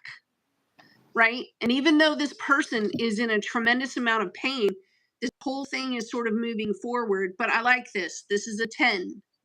Somebody has spoken it. They've said, I'm not going to be in lack anymore. I'm not going to go without anymore. I'm not going to be disrupted anymore. I'm not going to, no. The whole thing's moving forward. And now that I have somewhat of a knowledge or somewhat of what is showing itself, like maybe even in, not just progress, but this would be like figuring something out and then you make it happen and you're like, holy shit, look at that. It's taking the tools that you have, working with what you've got, and then seeing that you can actually do something. Yeah. And you're like, holy fuck, I just made the cake. Just made the cake. It that like was that blows horned this person, cactus. and they're Resourcefulness. not going to lose the opportunity, but they're also not going to build something in isolation. They're not going to do it that way anymore. So they want to know the truth of what was hidden back here because they don't want any surprises jumping out like that. I gotta blow my nose again. It's okay. It's okay. It's that time. But yeah, resourcefulness came out, and you know, it's a couple sides to Aries as always, but it's like you're either really independent and don't ask anybody for anything, or you're the baby version of Aries that needs to have somebody do freaking everything for you, and and then they try, and you're like, I can do it myself, but help me, kind of thing. But resourcefulness as far as this person community, is just like, I'm not using it, so here. like it's a little more like that. And keep in mind the resourcefulness of the pioneering Aries is like knowing your community. If you're looking in that realm, we're talking about community, is knowing that each one in your community has a specific gift and strength. Let's put it that way. So if you do need something, I think you have the right people around you. You just need to remember that it's okay to reach out across the board to that Libra energy relationship and say, hey, you're really good at this. Would you mind if I can get your input on this? I think it talks about being resourceful to help pioneer you forward and being comfortable talking to others about needing help. I think whoever this Leo is a bitch. They're a little bitch. That's right. Just got stabbed in my head right here. Oh. They're a little bitch. Yeah, she is. Don't do that to me again. Stab me in my head. I'm sitting with this person and I'm like, I'm sitting with this person. You know what it feels like, Aries? It feels like when you wake up to the fact that you're like, this person is stealing my time and they've done it for a long time. Or this social media thing has been taking up too much of my thoughts, or they disrupt me and they get me all. It's looking at something that has taken a chunk of your life and realizing you can't get that back. Or, those folks that they keep throwing stuff at you in my world, and they don't understand that they're stealing my capability from working. Yeah. And the wake up for me in the past few weeks of doing that has just been like, wow. They thought about themselves, but they didn't think about all the things they were asking me to do was taking from me as well. So it gives off that wake up of disloyalty. That makes sense. It makes total sense. But it's like getting clocked, and that punch is coming from somewhere else that you hadn't, maybe even didn't have time to think about. I'm also kind of getting this very great concern for being left alone, leaving someone else alone. I'm worried about what's going to happen if I let that other person have freedom, or if I just leave them alone. It can also be one of those projections, because Aries does square Cancer, where the other person's fears have been plugged onto the, and you're still carrying the other person's fears, and just waking up to the fact that that's not yours. What if you wake up, and it happens all the freaking time, where you're like, motherfuck, I just found another layer under the onion, I thought I was clear. I am not clear yet. Wow. So you're in the Aries part. I know you were working delay for the relationship part.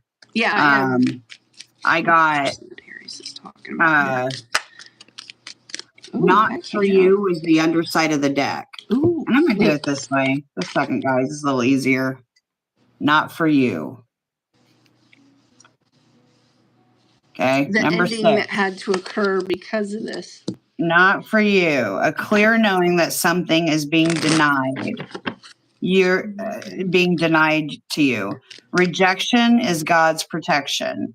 The oracle message, I'm going to read this in the relationship part. There are times when it appears that no matter how deeply you desire something, the result you seek always seems to elude you. It's as if you don't really get to be in the game, and you feel that you're just watching from the sidelines. The appearance of this card indicates that you're not going to attain what you want right now, that indeed your dreams for that exact thing will not be fulfilled. This is a time to radically accept that not everything is available to you when you want it. Take heart, for there are benevolent forces who desire the best for you and who have a much clearer idea of what's for your highest good.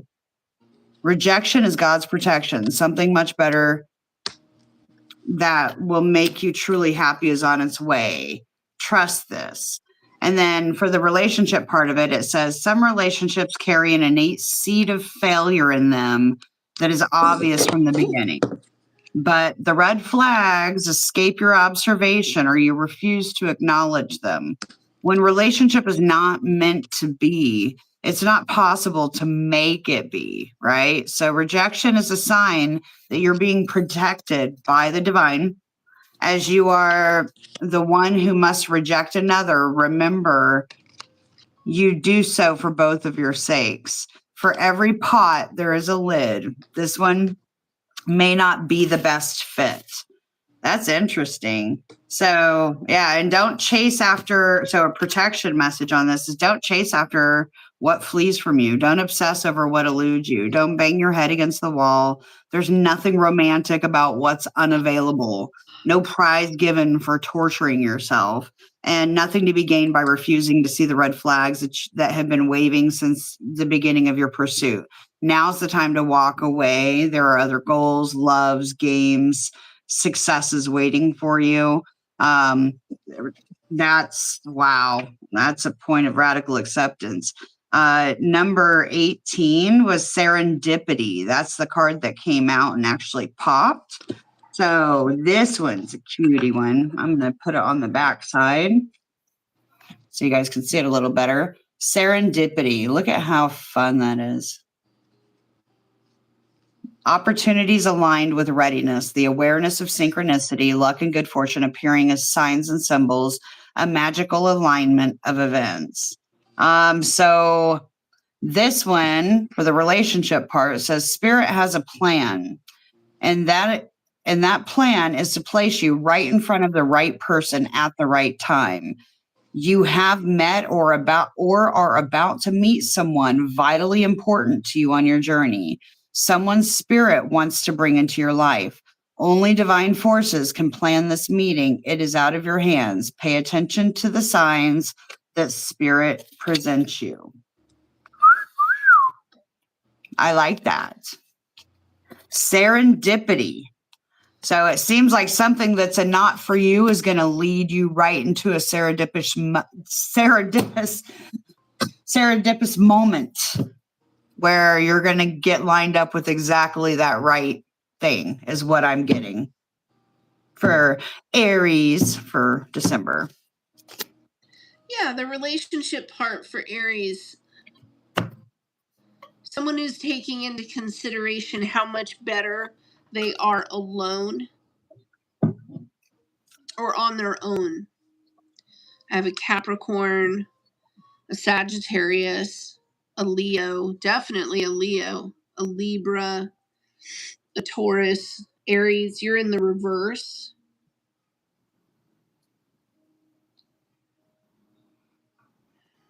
It feels like something was forced to the top. Like something was forced to be seen and driven at the top. And the person who was doing the forcing, it's not that they were wrong, it's that they were misunderstood.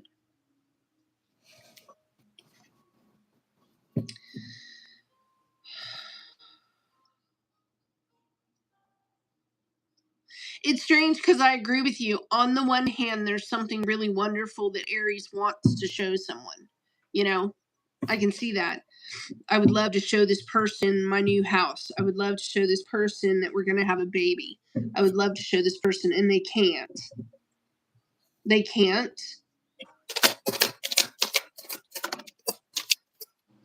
I do have a Leo here who was really effing happy to start some bullshit.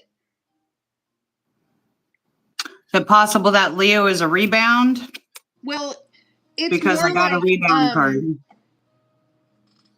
All right, I have this person down here who is saying, I'm happy right where I am. Leave me the F alone. Right? And then I have this person up here who's saying, you know, let's just keep moving forward and pretend like nothing's going on, even though the whole thing is broken. You know, the right thing to do is just to let it be broken and, you know, whatever. It's almost like these three worlds are merging with one another and they're going in and out. Because I have a Leo who's coming in and they're trying to throw, like, I'm really happy to play police officer for Aries. Yeah. And then I have a second person who is coming in and saying, I know that there's something effed up with your relationship. I know that something is wrong. I know, and I'm going after it, and I'm not going to quit, and I'm not going to stop. And then on the fourth end of it, I have maybe family members or something trying to come in and push things around. There are two women here that are, like, one is a people pleaser, and the other person is controlling. And so they're saying, just let me, the controlling person is saying, look, just let me handle what I need to handle and I can get us out of this mix. And then the people pleaser person is, I don't know if they're just like a yes person. Whatever you say, I'll get to work. Whatever you want, that's what I'll get done. But there's something hiding here in the background with this justice in the reverse. And it feels like Aries has had to put their foot down right here about not crossing a line. You will not cross this line. And I can't believe I even have to say something like this to you. It's a shock. But whatever this is, it's like somebody wanting healing, right? But the way that they're coming in to do it is not okay. They're really crossing some sort of line here. The Your line that obsession cannot be my thing. Because, and I can't believe I have to say this, but I have to deal with the Ten of Pentacles. See all 10 of these pentacles that I got to do? I'm the one that has to run this. I'm the one that has to do this. I'm the one that has to get going. And I keep my head down right here. And I do what needs to be done. The Saturnian factor. Yeah. So maybe it's just like being out of touch with being polite. But there's a crossing of the line here. And I don't know, there's a loved one that's attached in some way to a Sagittarius. Did you say attached? Sagittarius wasn't smart enough emotionally, showed no emotional intelligence during a time of transition. One person wants justice. You know, another person wants to ignore it. Yeah, but I got I think that more too. than anything, the books are showing it. The books for Aries. The books. You know, this isn't setting me free. It's strapping me to a table and someone's breaking out the knives, putting me in a place of compromise here that creates more worry because I'm only getting further in the hole right there. So, you know, who's your friend during a time of need? Who's trying to take care of you and make sure you have what you need? Because whoever this other person is, they're not doing it. Yeah, I think or Aries they're is saying interfering. Because I could very easily say, you know, somebody showing jealousy. You know, they're always hunting their partner down or something, and the partner can't work. It's something like that. Like, quit it. Stop calling my phone. Stop leaving all these messages. Stop. Yeah, I can't take it anymore. Yeah. Was I can't a take card. it anymore. Like, dude, I gotta uphold all these bills. I ain't got time. I can't talk to you right now. I can't come to you now. That's what I got. Like, I that gotta popped figure of what out they'd how be to make saying. this next payment is right in front of my face. And maybe even thinking in a way where, like, whatever you are doing is not helping for your financial stability. Does that make sense? And the whole thing needs to stop. I have 10, 10, 10. You can't make everybody happy, Aries. And I see that you're probably having a conversation with someone about that. You know, maybe they weren't like putting 2 and 2 together. You can't keep blowing up my phone. You can't keep interrupting. And this person's mind is not like Aries. It's sort of like your mind is on someone else anyway. Does that make sense? Yeah. I got that too, and I have a little bit of warning about it because the way that the cards came out, remember it showed like that rebound and that Bonnie and Clyde card. When I was looking at that, I was seeing either Aries or the other party has somebody that is it's almost like a fan energy, but it's like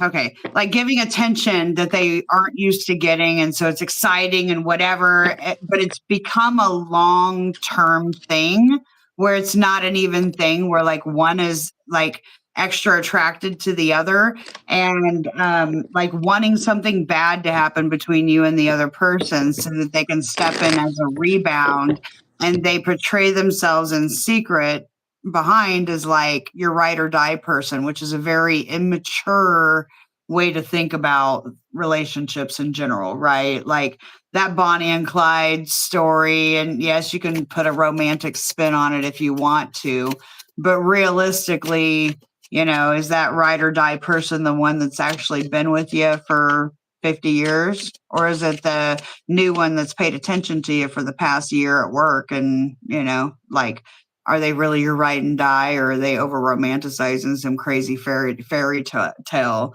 If from what I get, you know, if this is Aries, I think Aries is like, look, I got shit to do. You know, I got stuff to do, and I think Aries is not going to over romanticize it too much, but I think there's just either someone or something that's not making Aries feel secure and stable. It's taking. Yeah. In a nutshell. TikTok came on too. The TikTok, the clock, the stopwatch, talking about time being up, like we're on a deadline.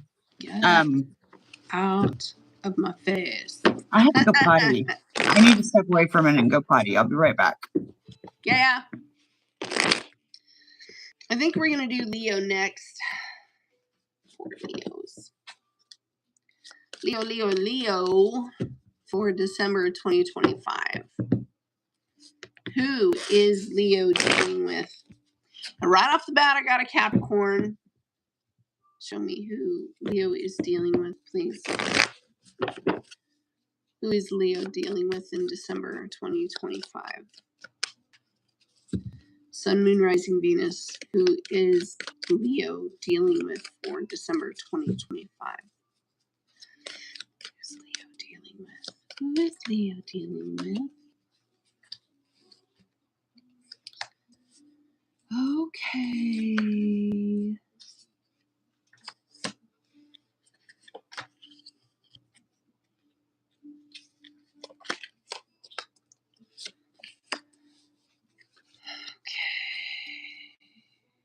Oh.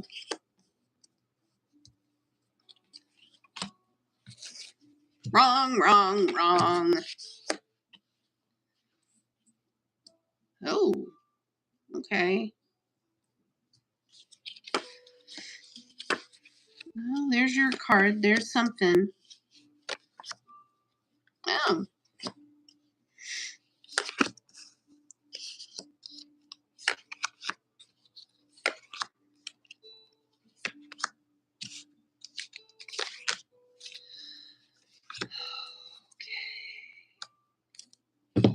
All right, Leo, let's see. Your card did come out. I'm looking for any other. We have the full card, so this is a new beginning in some way. Your card is at the end, and this is a happiness of some sort, but it's almost as if, all right, I'll just call it. For some of you, it's sort of saying, that's it. I'm going to the gym, and I'm going to put that habit in my life on the regular. Because maybe something with your physical fitness has declined or is not working in a certain way, and there's like a prevention plan. I'm going to quit eating sugar, and I'm going to do it like that. So that part is there as well.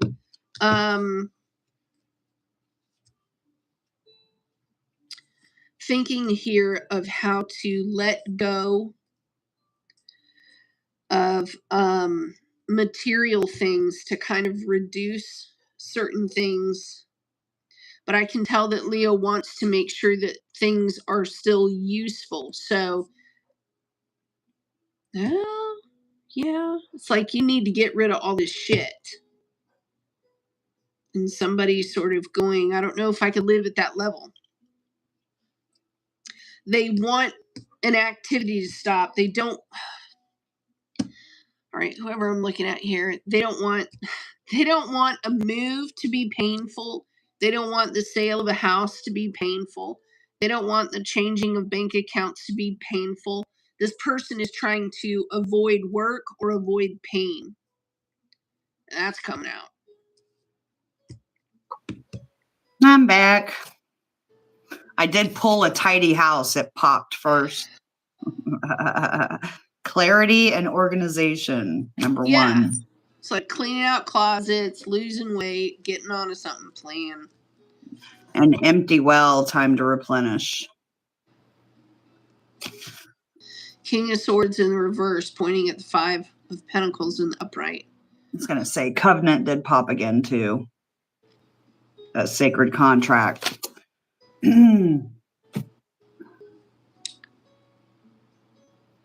That is a commitment of some sort, but it's a larger commitment like a doctor.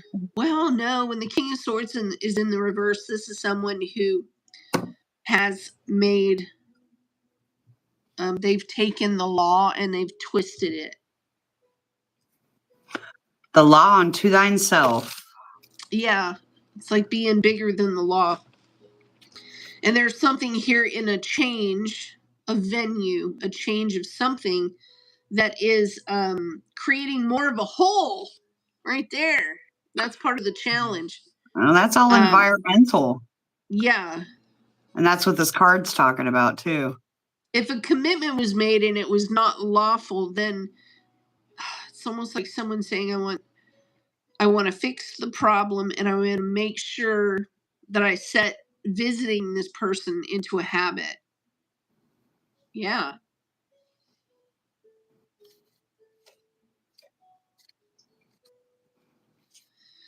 Someone's worried about their reputation. I can see that part. What else does Leo need to know? It talks about an empty well, the under energy current of the deck being as nothing here, time to replenish, diminishing yourself for another. The well's dry. It's dry, bitches. Some of you are eating for two now. I am catching a pregnancy. Cute little one night stands you have. That would make sense since Jupiter will be in Leo next year. Getting a big uterus. But not able to walk away. How to reduce something. Maybe it's your water bill or your electricity. Yeah, a lot of this stuff is rational. Well, I don't know how they're going to do it, but maybe they'll try. I think a major decision was made without your knowledge or know-how, Leo. I can also see that the judgment was a good call, which makes you even more upset for who and what was chosen here. There could have been a competition at work.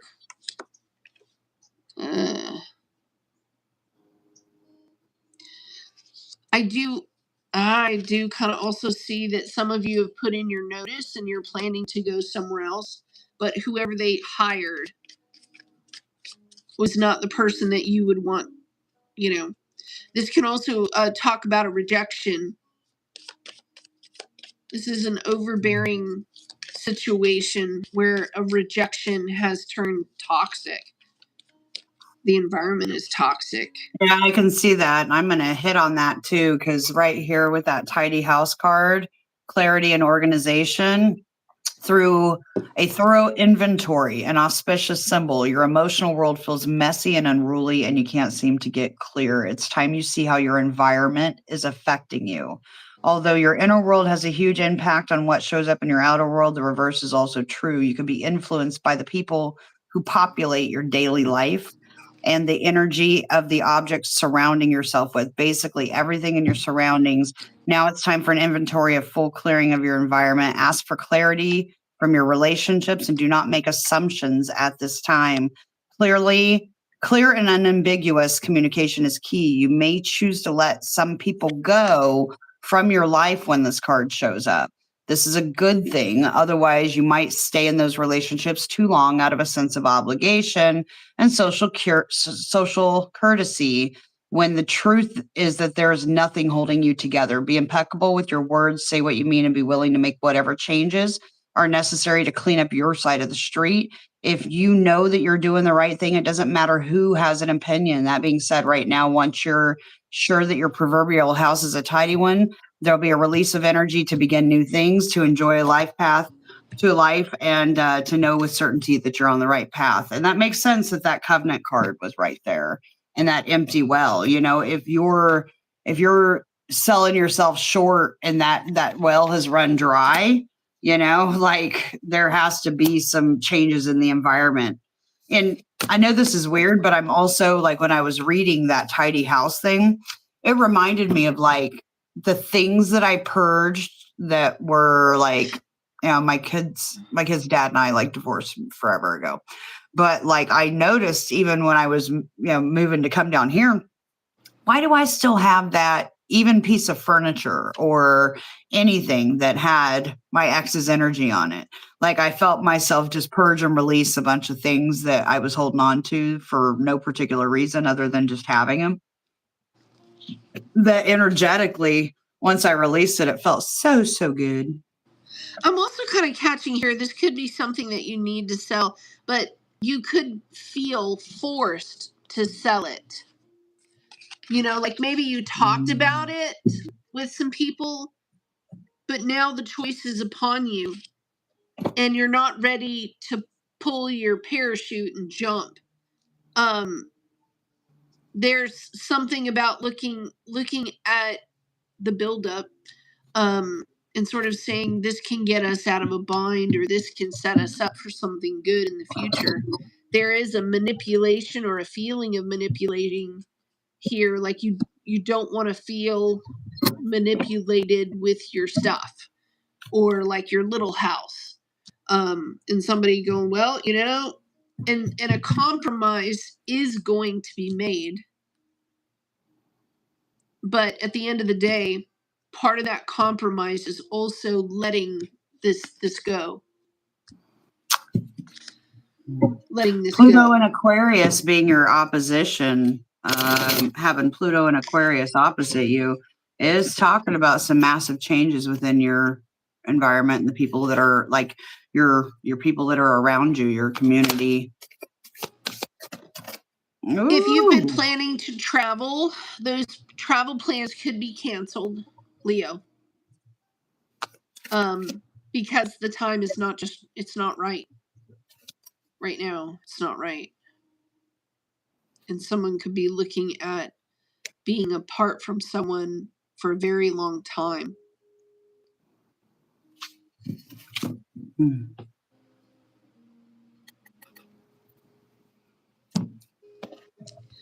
There's also something here with money. It's like somebody asking for money and the person is saying no and the other person is saying why not. You know what I mean? Like, why not? There's a struggle there.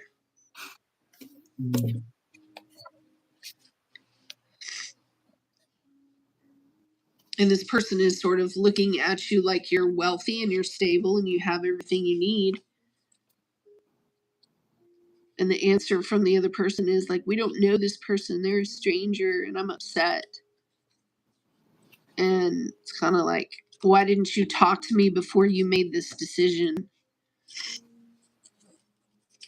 And the other person is like, just because you're in the habit of hoarding or just because you're in the habit of assuming.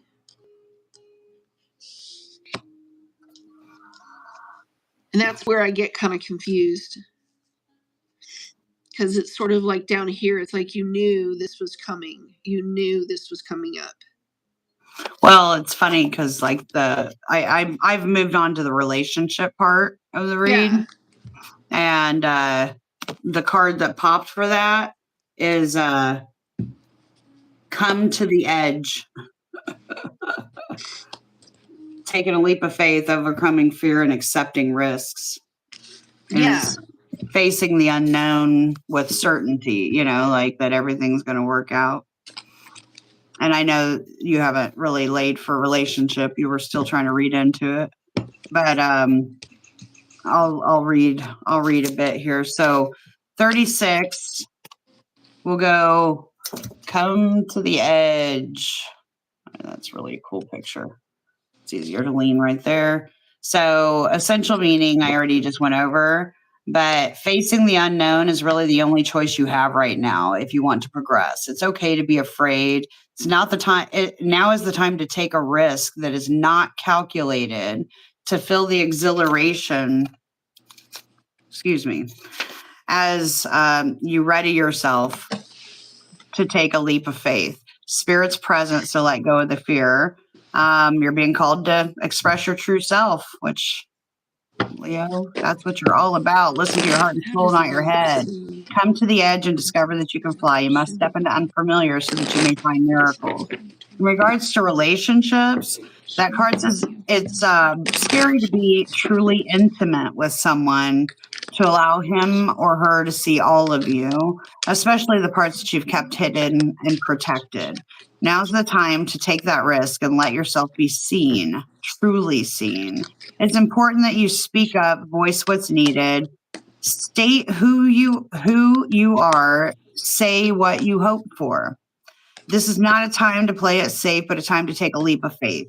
You'll be glad you did. If you're seeking a relationship, the same applies.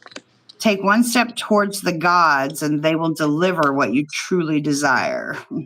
I don't like it when oracle cards get all like that. That makes me nuts. But basically, another thing in here about coming to the edge, it talks about a fear. Fear is leading the way into places that you don't need to go. So, protection message is most of what you fear at the moment is an illusion stemming from an old belief that isn't even true. Now's the time for courage. You will not get lost at sea.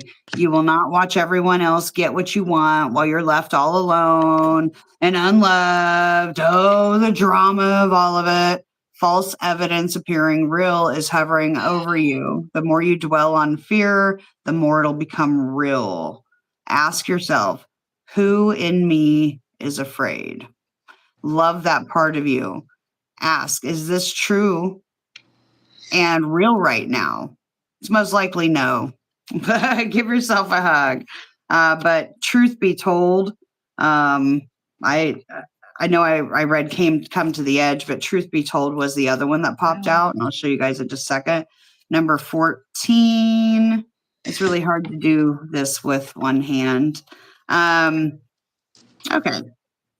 Truth be told, honesty, accepting things at face value, coming out of denial, the willingness to be transparent, clarity of communication. There is the truth, which is the essence of the thing. And then there's the truth, subjective, according to the philosophy and adherent of the believer.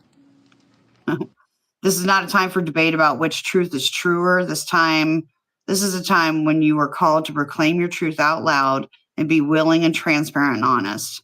In regards to the relationships, people tell you who they are very quickly.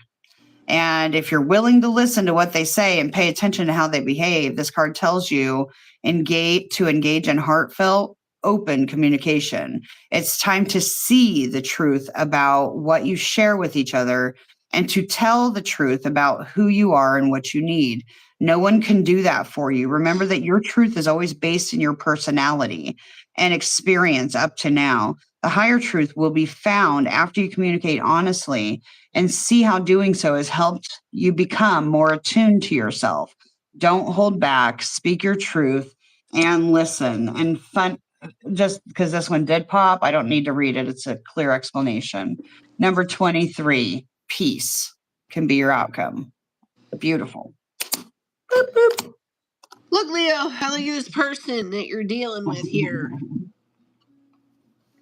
And the way that they're looking at it is, you see, this is what they're saying. These are their words.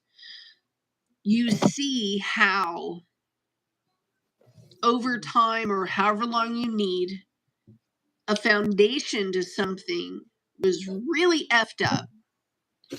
And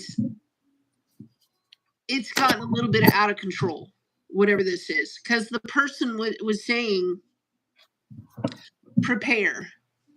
Whatever choice you made was a bad one. Whatever one, the choices. Oh, how do I say this? It's like you're not worried enough about the future. You're not worried enough about the choices that you just made. You are not concerned enough about the foundation of what you've done. And right now you're celebrating, and that's great and everything, but you just wait and see. And unfortunately, your person has taken a huge step back, and they're listening to the information about what they said. They're watching as things unfold, and they know that you know they know. Anyway. Woo! Look at that. I got spilling the beans, revealing a secret, cats out of the bag, untrustworthy, and sipping, nosy, spreading rumors and gossiping. Somebody had a light bulb moment right there. Sudden realization, feeling inspired, insightful awareness. And the cleanse. The cleanse happens. Oh, my phone's flipping around. Detox, spreading negativity, and purification. That's what popped. It wasn't a threat. What this person said was not a threat. It was painful to hear, but it is the truth. It is every day the truth. And unfortunately, I guess maybe it's showing up in the news. Maybe it's showing up on my earthquake thing. Whatever it is that's sitting here, the person was like, oh, yeah, I'm not worried about that. You know, that would never happen. That's the farthest. No. I think your person is waiting. They're waiting for you to try and make a move. I don't know, it's sort of weird because I see like someone stepping in and saying, I know we didn't make a prenup before we got together, but we about to go back to the very beginning and we about to write some shit up because I ain't gonna let whatever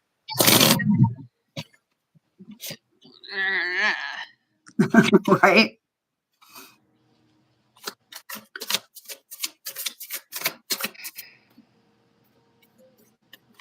I do also think that a person is going to be laying down some sort of law. Oh. I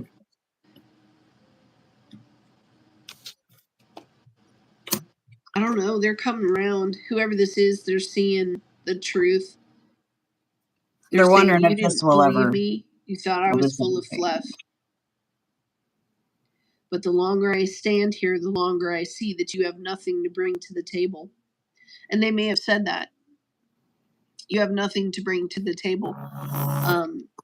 What are your skills? The person you have called is not available. Please leave a message after the tone. Oh. What was that?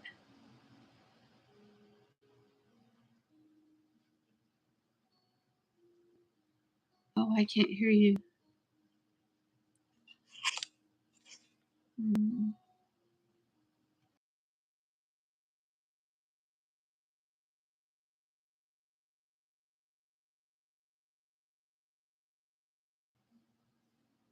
I don't think it's me. I can't hear you though. No. Oh yeah. Now. It's because somebody called me and I had to reject it to voicemail, and it took them all that time just now to stop talking. Stop talking.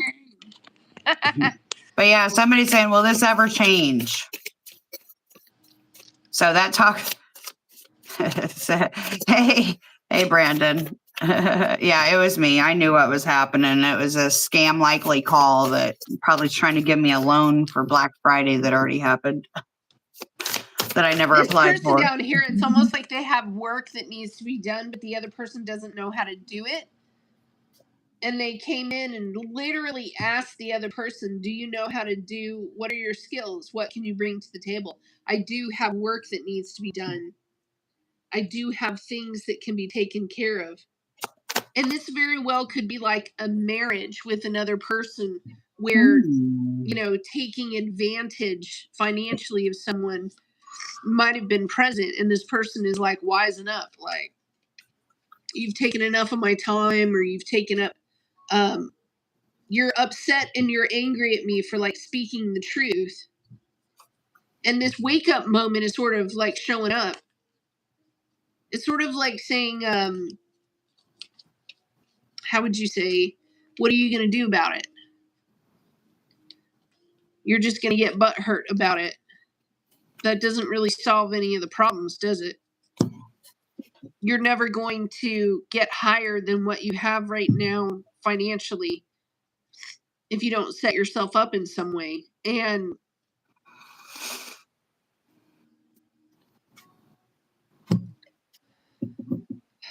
the person knows. That's the thing. Like, the person knows. They know. Mm-hmm. And they can see all these signs are happening for what this person said. It's almost like the person was speaking the future and the other one didn't believe him, but now it's here and it's happening. And what are you going to do?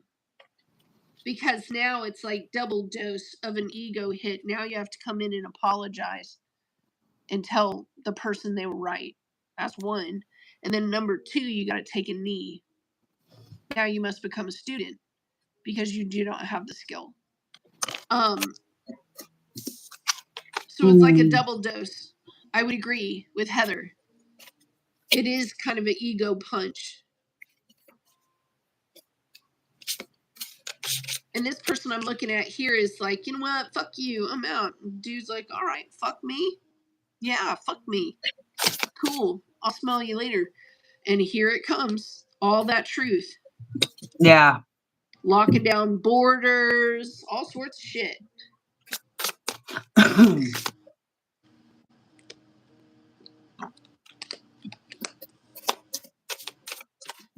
This is a person I'm looking at also wants to kind of go back to the way things were. But still, both parties were dissatisfied as well. Or there was an attachment, like an attachment of someone who is like, stay away from that person or stay away. They're just nuts. That was not the right answer. I just saw Leo go right into the mirror and just like look at the mirror with themselves and watching, like watching how everything unfolded. But that didn't happen until they go look in the mirror. That's weird. Okay, so action builds confidence popped up too, Leo. So you can have all the confidence in the world and you can brag about it and you can talk about it and you can show off all your shiny things, Leo. But if you're really wanting things to work out with this other party, I'm going to say you need to show them, not just tell them. Show them. Huh? Funny. Gemini said, show and tell, baby. You can't just say it. You have to show via actions.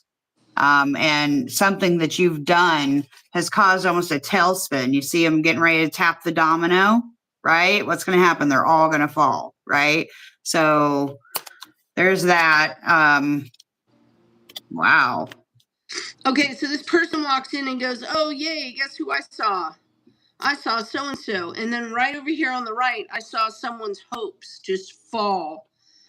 Kind of like, oh, shit, that person knows more, has more, they have more. And so this hope of like becoming second, like hand to the king or something like that, it's all gone now. Like somebody's standing here going, kiss the ring. Fucking kidding me? Kiss the ring. If this person comes back, or if this person walks in, they've got it. They hold the title. They hold the title. Because whoever this guy is likes this guy. This guy likes this guy. Why do they like this guy? Because they can show. And they can move some shit forward and make some shit happen right there. They got the bones, man. They got the bones. And this person is like really upset. Like, whoa, wait a second. Wait, I'm throwing a hissy fit. It's like, nah, dude, this person's got what it takes. And if they come back or they come in here, I just lost promotion ability. I just lost my lover. I just lost something. And Right. they're even trying to cause a little bit of ruckus. I ain't gonna lie. This person is coming in and going, no, we don't need them.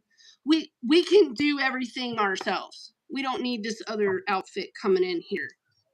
No, we don't need them. But guess what? They didn't make the choice. They didn't make the decision. Hierophant did.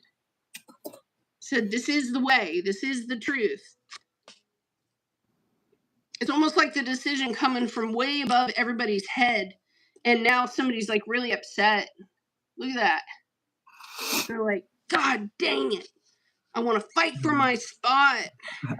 I got to say this because my guides are cracking me the fuck up right now. So I got a flash of Owen Wilson in Meet the Fockers, I think it is, or Meet the Parents, when Ben Stiller starts seeing Owen Wilson can build this, majestic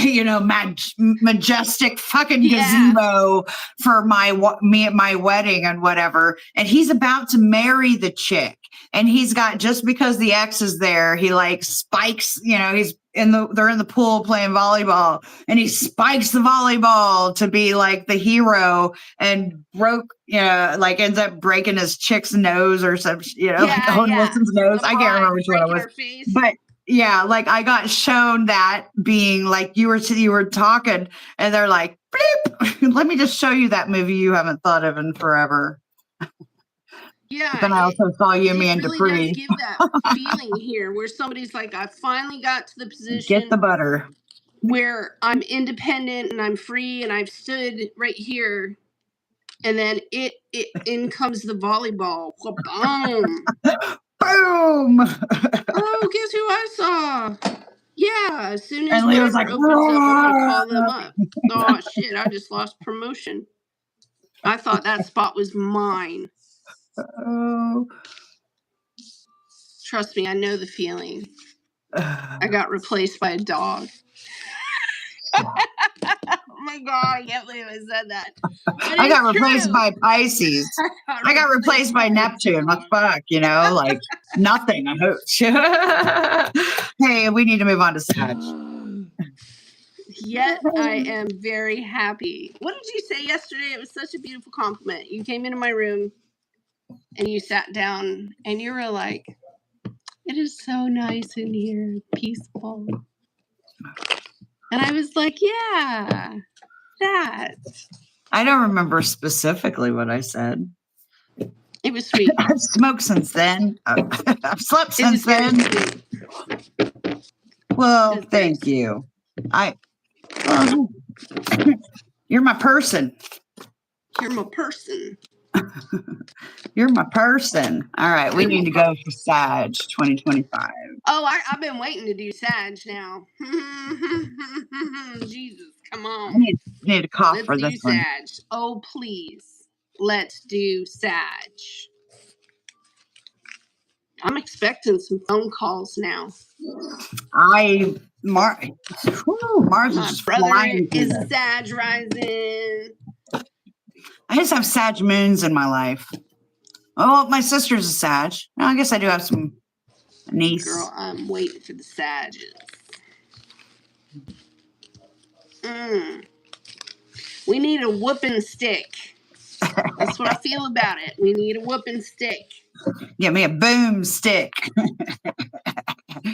Boom. Like, where the F you think you're going, Sag? Get over here. Need a whooping stick. Just heard whippets. Whippets. Whip it like it's good. What the heck? Like it's good. Eyes of the eagle. Sorry if I got loud there. Dear Lord. Rising above the fray. Number 8. I bet they are. So for general, what I've got, I'm just breaking out the oracles for Sag. We've got in the hand and in the underside of the deck. That's got a heart, flaming heart in the hand. The universe is your partner. Well, it is a time where Sag is definitely lit up in the sky. I have sat here and lost my books like for every reading. I keep losing one because it's camouflaged in, and all my cards are like for the most part dark. Okay, in the hand and We'll start with 18. I love this person. They're like, I'm just going to turn off you can't see me on my social media. You know that little button? Oh, do you want it notifies everybody that you're online? Yeah. This person is turning it off. I think I need to turn mine off because I'll be leaving the computer on in here and Facebook will be open and I'm sleeping. And then this came up right after it. Like, I'm turning this off and I'm going to hide. And then this is what showed up in the future. Like, but I'm still thinking about them. I wonder if they can see me. Can they see me? No, wait, I don't know. Turn off your thing. Miriam, I don't know. Can they see you? You turned it off. We're not having a wrap off or a battle. We're just going to start throwing cards at each other all fiercely. Like full contact tarot. Here we go. No, I feel some WWF coming on. Eyes. What the hell does that say? I got to get my glasses on, y'all. Y'all hear me reading dumb. Like, I was reading really slow. I'm just going to turn off my phone and they won't be able to find me. Oh. And then they're sitting here so worried about what everybody else is doing. Well, yeah, I can see that. See, dude's got a monocle. Not bad enough that you're an eagle, but you got a monocle with a token on it. So Eye of the Eagle, number 18, protection, inherent trust, rising above the fray. The eyes of the eagle offer you the gift of foresight and the skill of looking ahead to see the unfolding destiny before it all manifests into reality. The eagle's extraordinary vision allows it to spot a tiny mouse from its lofty perspective as it flies thousands of feet into the atmosphere. In similar fashion, you can train your keen eye to discern the working of humans. This is very true. Open an astrology chart. Eyes of the Eagle is the invitation to witness the good, the bad, the ugly, and the beautiful, yet react to nothing. Act only further. Are you okay over there? I am. All right. So I'm looking at the drama in front of me. It's terrible. Okay. Act only to further your noblest calling. The eagle flies above all creatures. When it meets an obstacle, it simply rises above them. Know that you're protected. You can fly high enough above the judgment, slings, and arrows, and the darts of envy from others who may not have your great wings and are still arguing with the pigeons over crumbs. Trust that you're ready for whatever fortune has placed before you, even if you feel not yet properly equipped to meet its challenges. So your willingness to say yes to spirit has nothing to do with how outfitted you are. Hesitation, on the other hand, will suck the air from under your wings and make you lose altitude. You're being called to trust your heart and your instincts and move fearlessly. In the hand of the universe. I know she's itching at the bit to talk. So I'm just going to hold this one right here. Go, babe. You're ready. I hear you giggling. It's tremendous because Sag is trying to hold Sag back. I think the word that you just said right there, destiny, is all over this reading. It's all over this reading. And the person is like, no, and they're putting their, and no, some things you can achieve and you can achieve and you can achieve, but you still have to do the destiny part, and this person is, no, yeah, man. But I want to, Mars is out front going, but I want to do this. I want to proclaim. I want to be free. I'm free. I'm free. No, bitch. I want to free to fly like an eagle into the future. Exactly. It's strange too because, like, here's the opportunity. It shows up. No, I don't want that choice. Yes, there's the, and here it's in front of your face, and then no, I don't want to see it. It's very funny.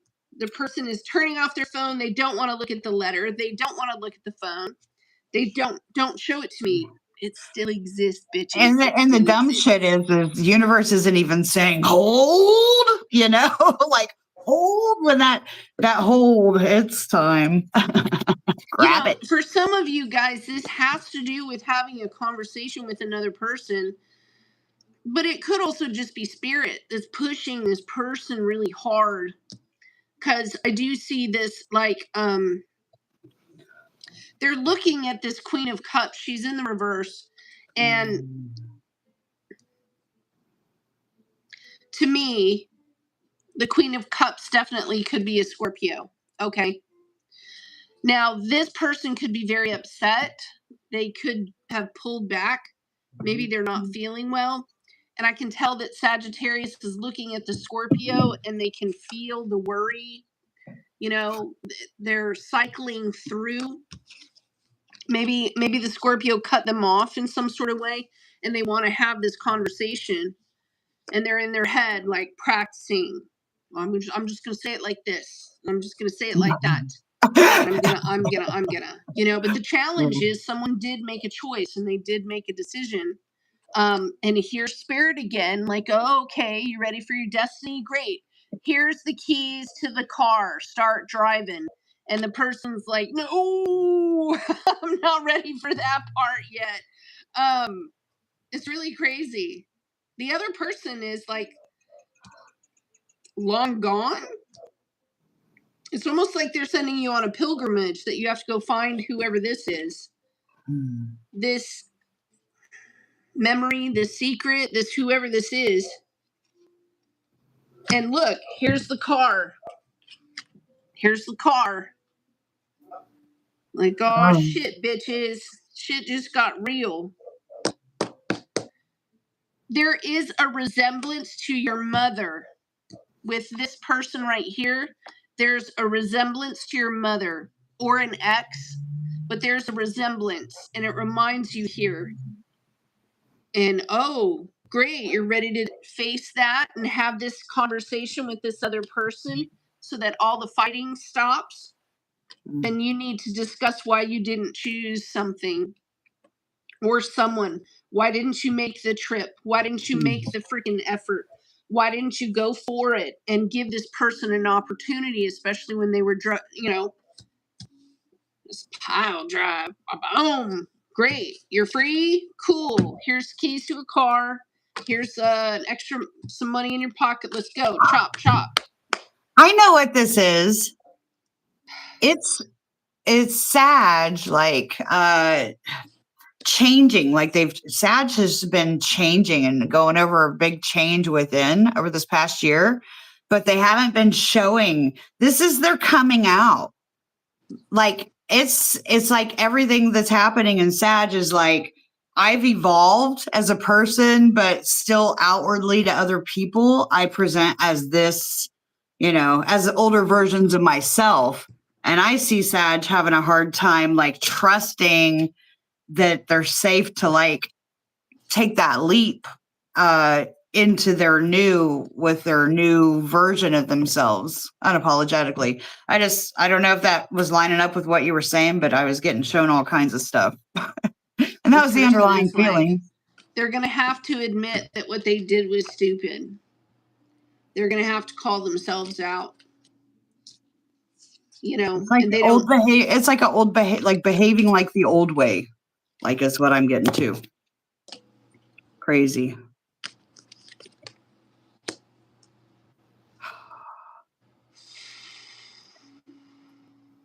Masks. They're going to have to go see someone who's really mad at them. The person you're dealing with, this person back here, they're pissed off. They're really pissed. They're angry. They mad. So I'm going to pull the cards for this one. Because poor Sag, they got to come in and be like, I was stupid. I shouldn't have done that. I don't want to fight with you, but I do want to come in and, like, see you. I do want to come in and see you. And I know I have to tell you how stupid I was, but I don't want to. But this Scorpio here expects it, whoever this is. Bring Bruno Mars. It could Mars. be a pattern, It could be a pattern. Just heard that Bruno Mars song. He's singing to his woman. Like, I didn't mean to hurt you, baby. That's crazy. All right. I also think that Sag needs something from this other person. They need something. And it's like this person, you know, whatever the request is here,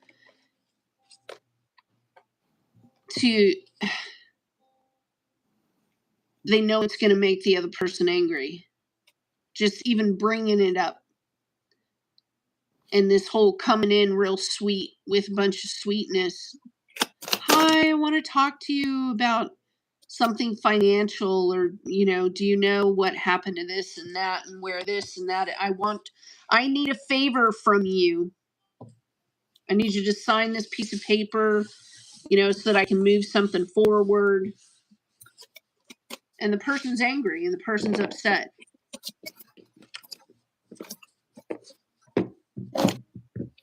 Yeah. I need a big, big favor from the person who's pissed at me. This person's like, dude, I don't want jack shit from you unless you're coming in to heal.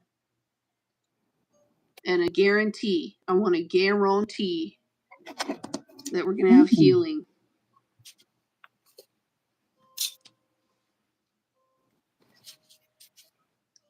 Well, you know.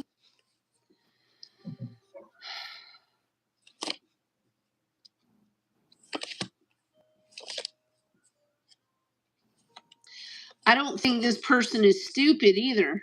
No, this person ain't stupid. Nope, they're not dumb. They've learned a thing or two. That's the way I want to put it with this person. They've learned a thing or two. Right? They've dug into the law. They've looked at the books. They saw how someone chose to move forward in a certain, and it has to do with, it does have to do with choice, but with the Eight of Wands and the upright and the Justice and the reverse above it, it's how someone went about doing something, you know. So, and I was telling Heather this the other day, sometimes very ambitious people end up leaving people behind because they're moving so fast. Mm-hmm. They end up making choices that affect others. I didn't mean to drag Heather into it. I'm so sorry. It's all good. I have told, what have I told you since I first met you? You can blame me for anything. Use me as an excuse for anything. It's okay. I have a Libra moon. It's kind of like, let's leave her out of it. It's okay. You know, it's Heather's fault. So polite. I'm so polite. All right, I pulled out Angry Lady. Here's the Angry Lady. There she be. That chick. Oh, man. I'd be like, you know, I like the Waffle House, right? But I also like Cracker Barrel. I just heard against your better judgment. I know. When I saw that card, I heard against your better judgment. Someone is in possession of something. Someone wants to wear something, Sagittarius. Someone wants to wear something. It could be a piece of jewelry. It could be a dress. It could be a jacket. It feels like something that used to belong to another person. That's a weird feeling because it has to do with a possession, but it is something that you wear. I just got a buzz across my forehead this way. That was weird. So maybe something that goes around the head. Someone and it was bad breakup, like a hat. Something goes on the head or on forehead. A scarf, something over the head. Can I get my sweater back? Be like, you know. Nope. You're like, oh my God. All right. Show me this person, please. Could be a Leo. But Scorpio is definitely in there. How does Sagittarius feel about the Oh, you said the Queen of Wands in reverse, right? The Queen of Wands in reverse. Y'all let us know in the comments because we'll read them later. You Hey. let us know if you like this way of us reading together. That's weird. That's weird. Who's that Queen of Wands in reverse? Tell me out. Sagittarius, December 2025. How does this? Oh. I pulled for it about who's the Queen of Wands in reverse, and I got the Page of Wands and the Nine of Cups in reverse. Clearly.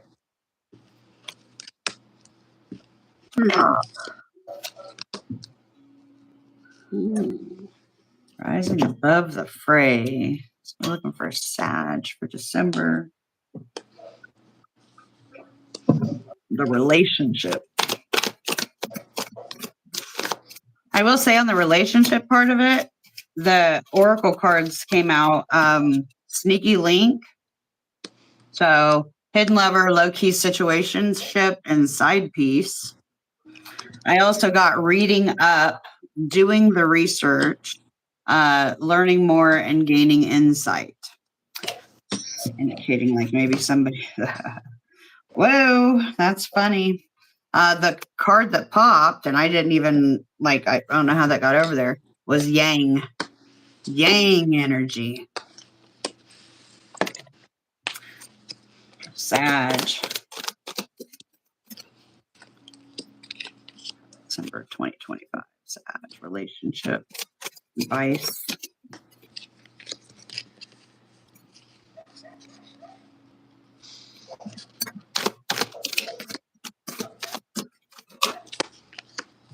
Round and round we go. Underside of the deck, deep knowing, number 43, and round, number 25, which is a 7. Oh, shit. Is that right? 25. 25. I don't know why y'all gotta drag this to my doorstep, Sag. I don't know why. I don't know why either. All right. Oh, like you're so happy. Round and round, the spiral quality of events when a lesson isn't quite integrated, cycles that you're challenged to break, revisiting a pattern from a new perspective. Shit. Relationship advice for that card. There we go. Are you wondering, how did I get here again? Does something feel familiar right now in your dynamics with others? Maybe a little too familiar. Don't be surprised that you've found yourself repeating an old story with the same sort of person who may not look similar, but who attracted you because of their easy acquaintance with his or her qualities. Your relationships is a mix of what is good and what is potentially challenging. You've been drawn to this person through the perfection of Spirit's plan for your evolution. Oh, that's one of them hidden. You heard that, for your evolution. So doesn't mean it's going to be easy. You may have circled back to an accustomed spot, a familiar place, but that's fine as you get to doing things again, only differently this time. For you've learned something of great value since the last time around. How will you choose to behave now that you're aware? Remain curious and stay out of the blame game. That's pretty interesting. 43. So deep knowing. Essential. Sorry about that. I need light. Yeah, it's getting dark. Essential. So deep knowing, you know what that is, but relationship wise, on the occasions when you just know deep in your heart and soul that this person's going to play a meaningful role in your life. Someone crosses your path and suddenly out of the blue, you're connected at a level impossible to describe. That feeling marks a moment in time etched inevitably in your soul. Someone has entered your life who will be instrumental in your journey. So pay attention. Two hearts are calling to each other. So begin the alchemical process. This is also a sign that your intuitions about the person that you care about is correct. Trust your heart to lead you now. Magic is about to happen. Did I mention yang energy? Yang.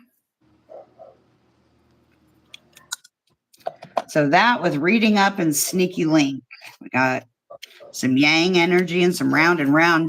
Did Sag, when Mercury first dipped in and hit retrograde and stationed retrograde in your sign, did y'all hit up an X? Did y'all hit up an X is what I'm kind of wondering. Like, huh. Well, you did get the universe is in your hands card, remember? So, unlearned lessons with that round and round, though.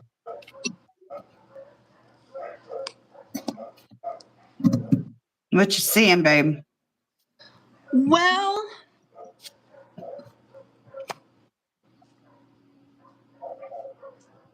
those dogs. I don't know if y'all can hear the dogs. They're so loud. So loud. Not dogs here, but across the way.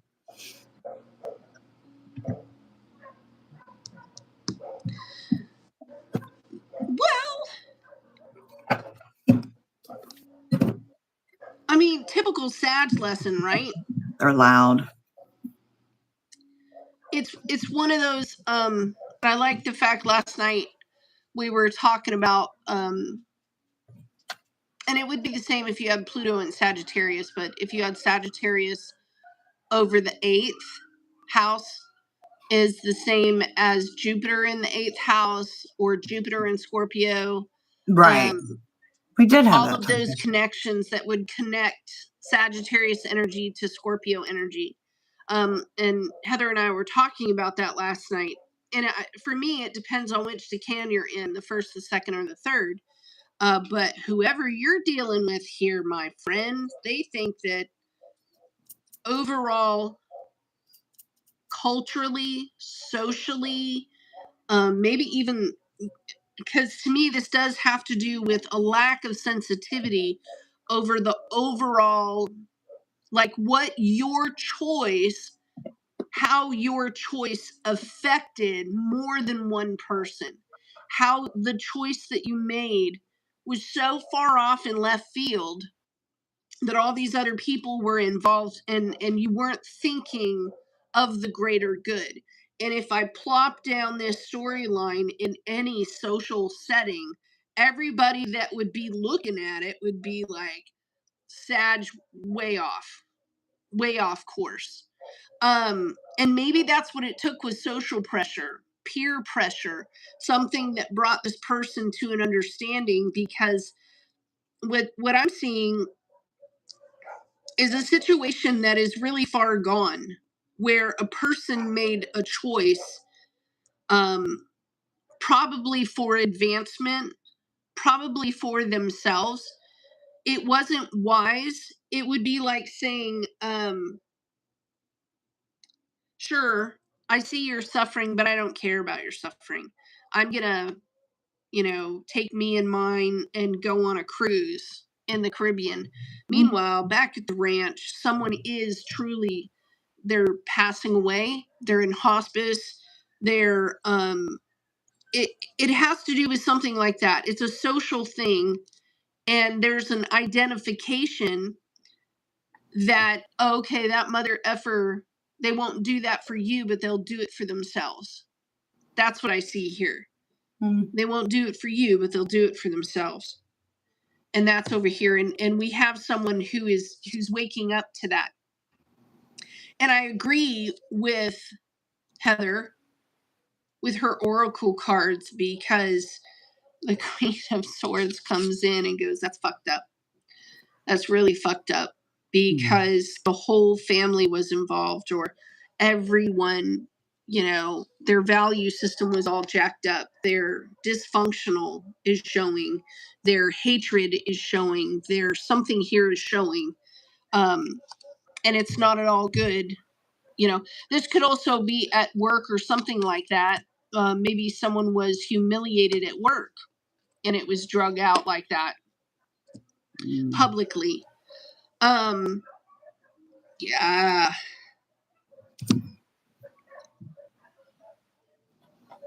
The person who's angry at you, though, they understand that you guys have distance between the two of you. They're also looking at the Sagittarius. This is like keeping a certain distance from you because they don't want to be involved. The way that they've seen you, maybe they feel that you're dangerous. Maybe they feel that you're abusive or violent in some nature. And they don't want, it could also point to like alcoholism, where I don't want to get close to the lifestyle. That's another ninth house Sagittarius thing. Someone's lifestyle is too yuck. Not my cup of tea. You know what I mean? And this person has built, like some sort of wall that keeps you far away from them, far enough away. I'll put it that way. They're rejecting the idea of being paired in some way. It's like, why are you asking me to have special feelings for you when you're well and damn determined to follow through with doing something off, this judgment that really took things too far. This right here, this it's not just a lack of cooperation, it's more like obstinance. It's more like right in your face, you know what I mean? And the knowledge that you affected a lot of different people with this information and with this choice. A lot of people had a lot of things to say. A lot of people showed worry and concern. There could have even been doctors involved and that sort of thing. And you chose to disillusion yourself here by thinking it was a misunderstanding, of what you were being asked to do and how you chose to just be like, oh, I know that you lost your two legs in the war and you can't really walk, but can you help me pick this, piece of furniture up and load it onto the truck? And it's like, no, you were adamant about staying in a disillusionment and then blaming it on, well, it was just a misunderstanding. They misunderstood what I said. I didn't want to have to go the route that I was going, but I was teaching them a good lesson. And everybody needs this lesson in their life. But socially, if you set that thing in front of anybody, they'd be like, why did you restrict yourself into only believing there was one way to get a job done? I have 3 different 10s. They're in the reverse right here. It's almost like something could have been finished a long time ago. Look, all 3 10s are in the reverse. Like, bitches. You made more work. You made more trouble. You made more of something. And now we have to backtrack, and talk about the negative choice. And, it forces a confession of some kind. It's not just enough to stand here and say, well, I'm sorry that you and I have to be so far apart. It has more to do with the understanding that someone only, to me, this is like maintaining a relationship at its bare bone necessities. It just bare living minimum level. Are you breathing? Yes. Cool. Have a nice day. That's not intimacy. That's not closeness. That's not care. And it is sort of showing being in this rut of maybe even disqualifying human nature or just human dignity. I'm thinking of that sextile between the 9th house and the 11th house. Right. And this person is just like, you're a piece of shit. That's how this person is looking at you, Sag. This person wouldn't throw fire on a baby if they were burning in the backyard. That's how they're doing this right here. They're just like, this person couldn't care less. Let the baby throw the fire. Right? Oh, I didn't mean to burn the baby. We were just doing gymnastics in the backyard, and I thought I'd set the fire, a circle fire on fire, and see if the baby could survive through that. So yeah, they got a pretty big wall up. They also know that whatever group that you're a part of may have these instantaneous, this is like, I'm thinking of a religious group catching fire that was formed in Utah that tends to just show up sometimes. Yeah. And they're like, we all know. Hell no, we won't go. We're not playing those games around here, because whichever way this person feels that a group needs to be handled, they're like, that ain't the way. And I'll stand here all day long. And if you can't see that for yourself, that's what they're sort of looking at right here. If you can't see for yourself, look at how bad that is. That's bad. That ain't good. Wow, that's on the Boaz. That's the negative shadow principle. This is someone that's like doing dark magic on people. That's horrible. That's some deep karmic imprints right there in that energy. I like all that. Oh. Goodness, Sag. Oh. There's also a relationship here with the father. To me, it looks as if this father figure or grandfather figure is no longer with us. And this person has some feelings about that father, grandfather figure. And it's almost like your person has said something that shows and proves that the relationship between you and your father or you and your grandfather was not as close as, well, maybe it was the originator of the imprint, if that makes any sense. Like the pattern that came from your grandfather. The pattern that came from your dad. Because there's been a bit of confusion of even self-identification of something inside of you that maybe they saw and they made the click, but maybe you didn't, not yet, not until this event with this person, and then going, well, my grandfather didn't care about me, or my dad didn't care about me enough to take me to the doctor, and therefore I have this too, where I don't care if I need to take someone to the doctor or not. It's waking up to this through this relationship with this person. And now you needing to go and talk with this person.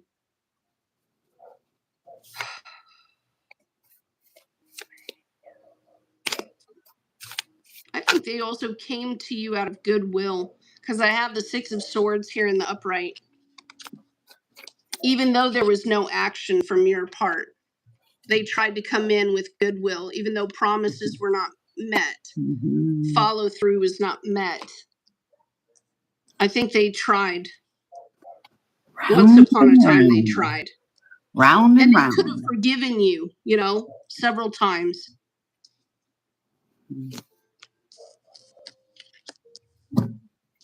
I'm hearing also that this could be an association with money as well, where it's a family trait to emphasize financial, maybe even reputation elevation in some way.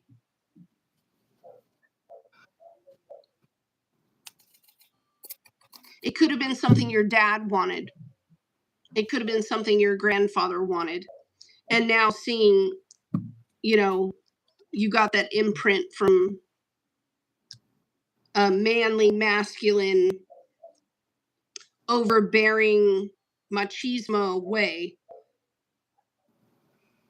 it does feel a little bit like the tables turn, but it's on the inside. It's on the inside.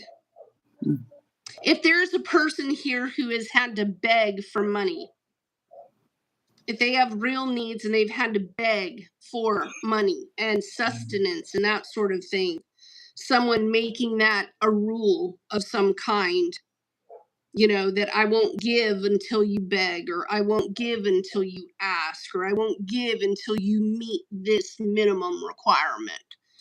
It's coming from that, you know, that plate. Does that make sense?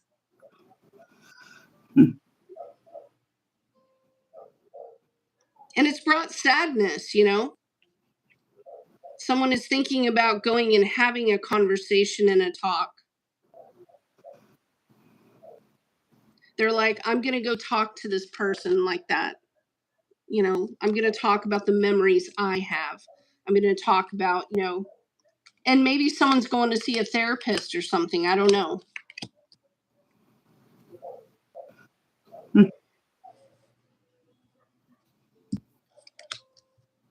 It's inhibiting relationship. I'll say it like that. It's definitely thrown a kink. Like, rules are great at work like that, but relationships are something else. And this definitely could be like cheating. Why someone goes after sexual escapades and so on and so forth. Some of my cards showed that for Sag. I got one hell of a reading, and it sounds like one hell of a December. Yeah, it's like, happy birthday, Sag. Look what you got to go do. Because this person's really upset, maybe even about, I mean, they're pretty upset about a negative choice here, not taking leadership, not, it's like seeing that as a part of an insecurity now. Like, whereas before it was like a strength, but now it's gotten in the way of this relationship that should have been more. It should have been more. Then you're right. There is proof. There is evidence. Air sign coming in and saying, I saw, I have, you know. Okay, I'm going to shut up now. And Sag got a hell of a long reading. Well, I'm done. I'm done. So done. Those dogs. Done. Those dogs. You guys showed up. Thank you all. Love you much. Thank you for coming, you guys. And we'll see you tomorrow for the water signs and the earth signs. All right. Have a good evening, y'all. Bye.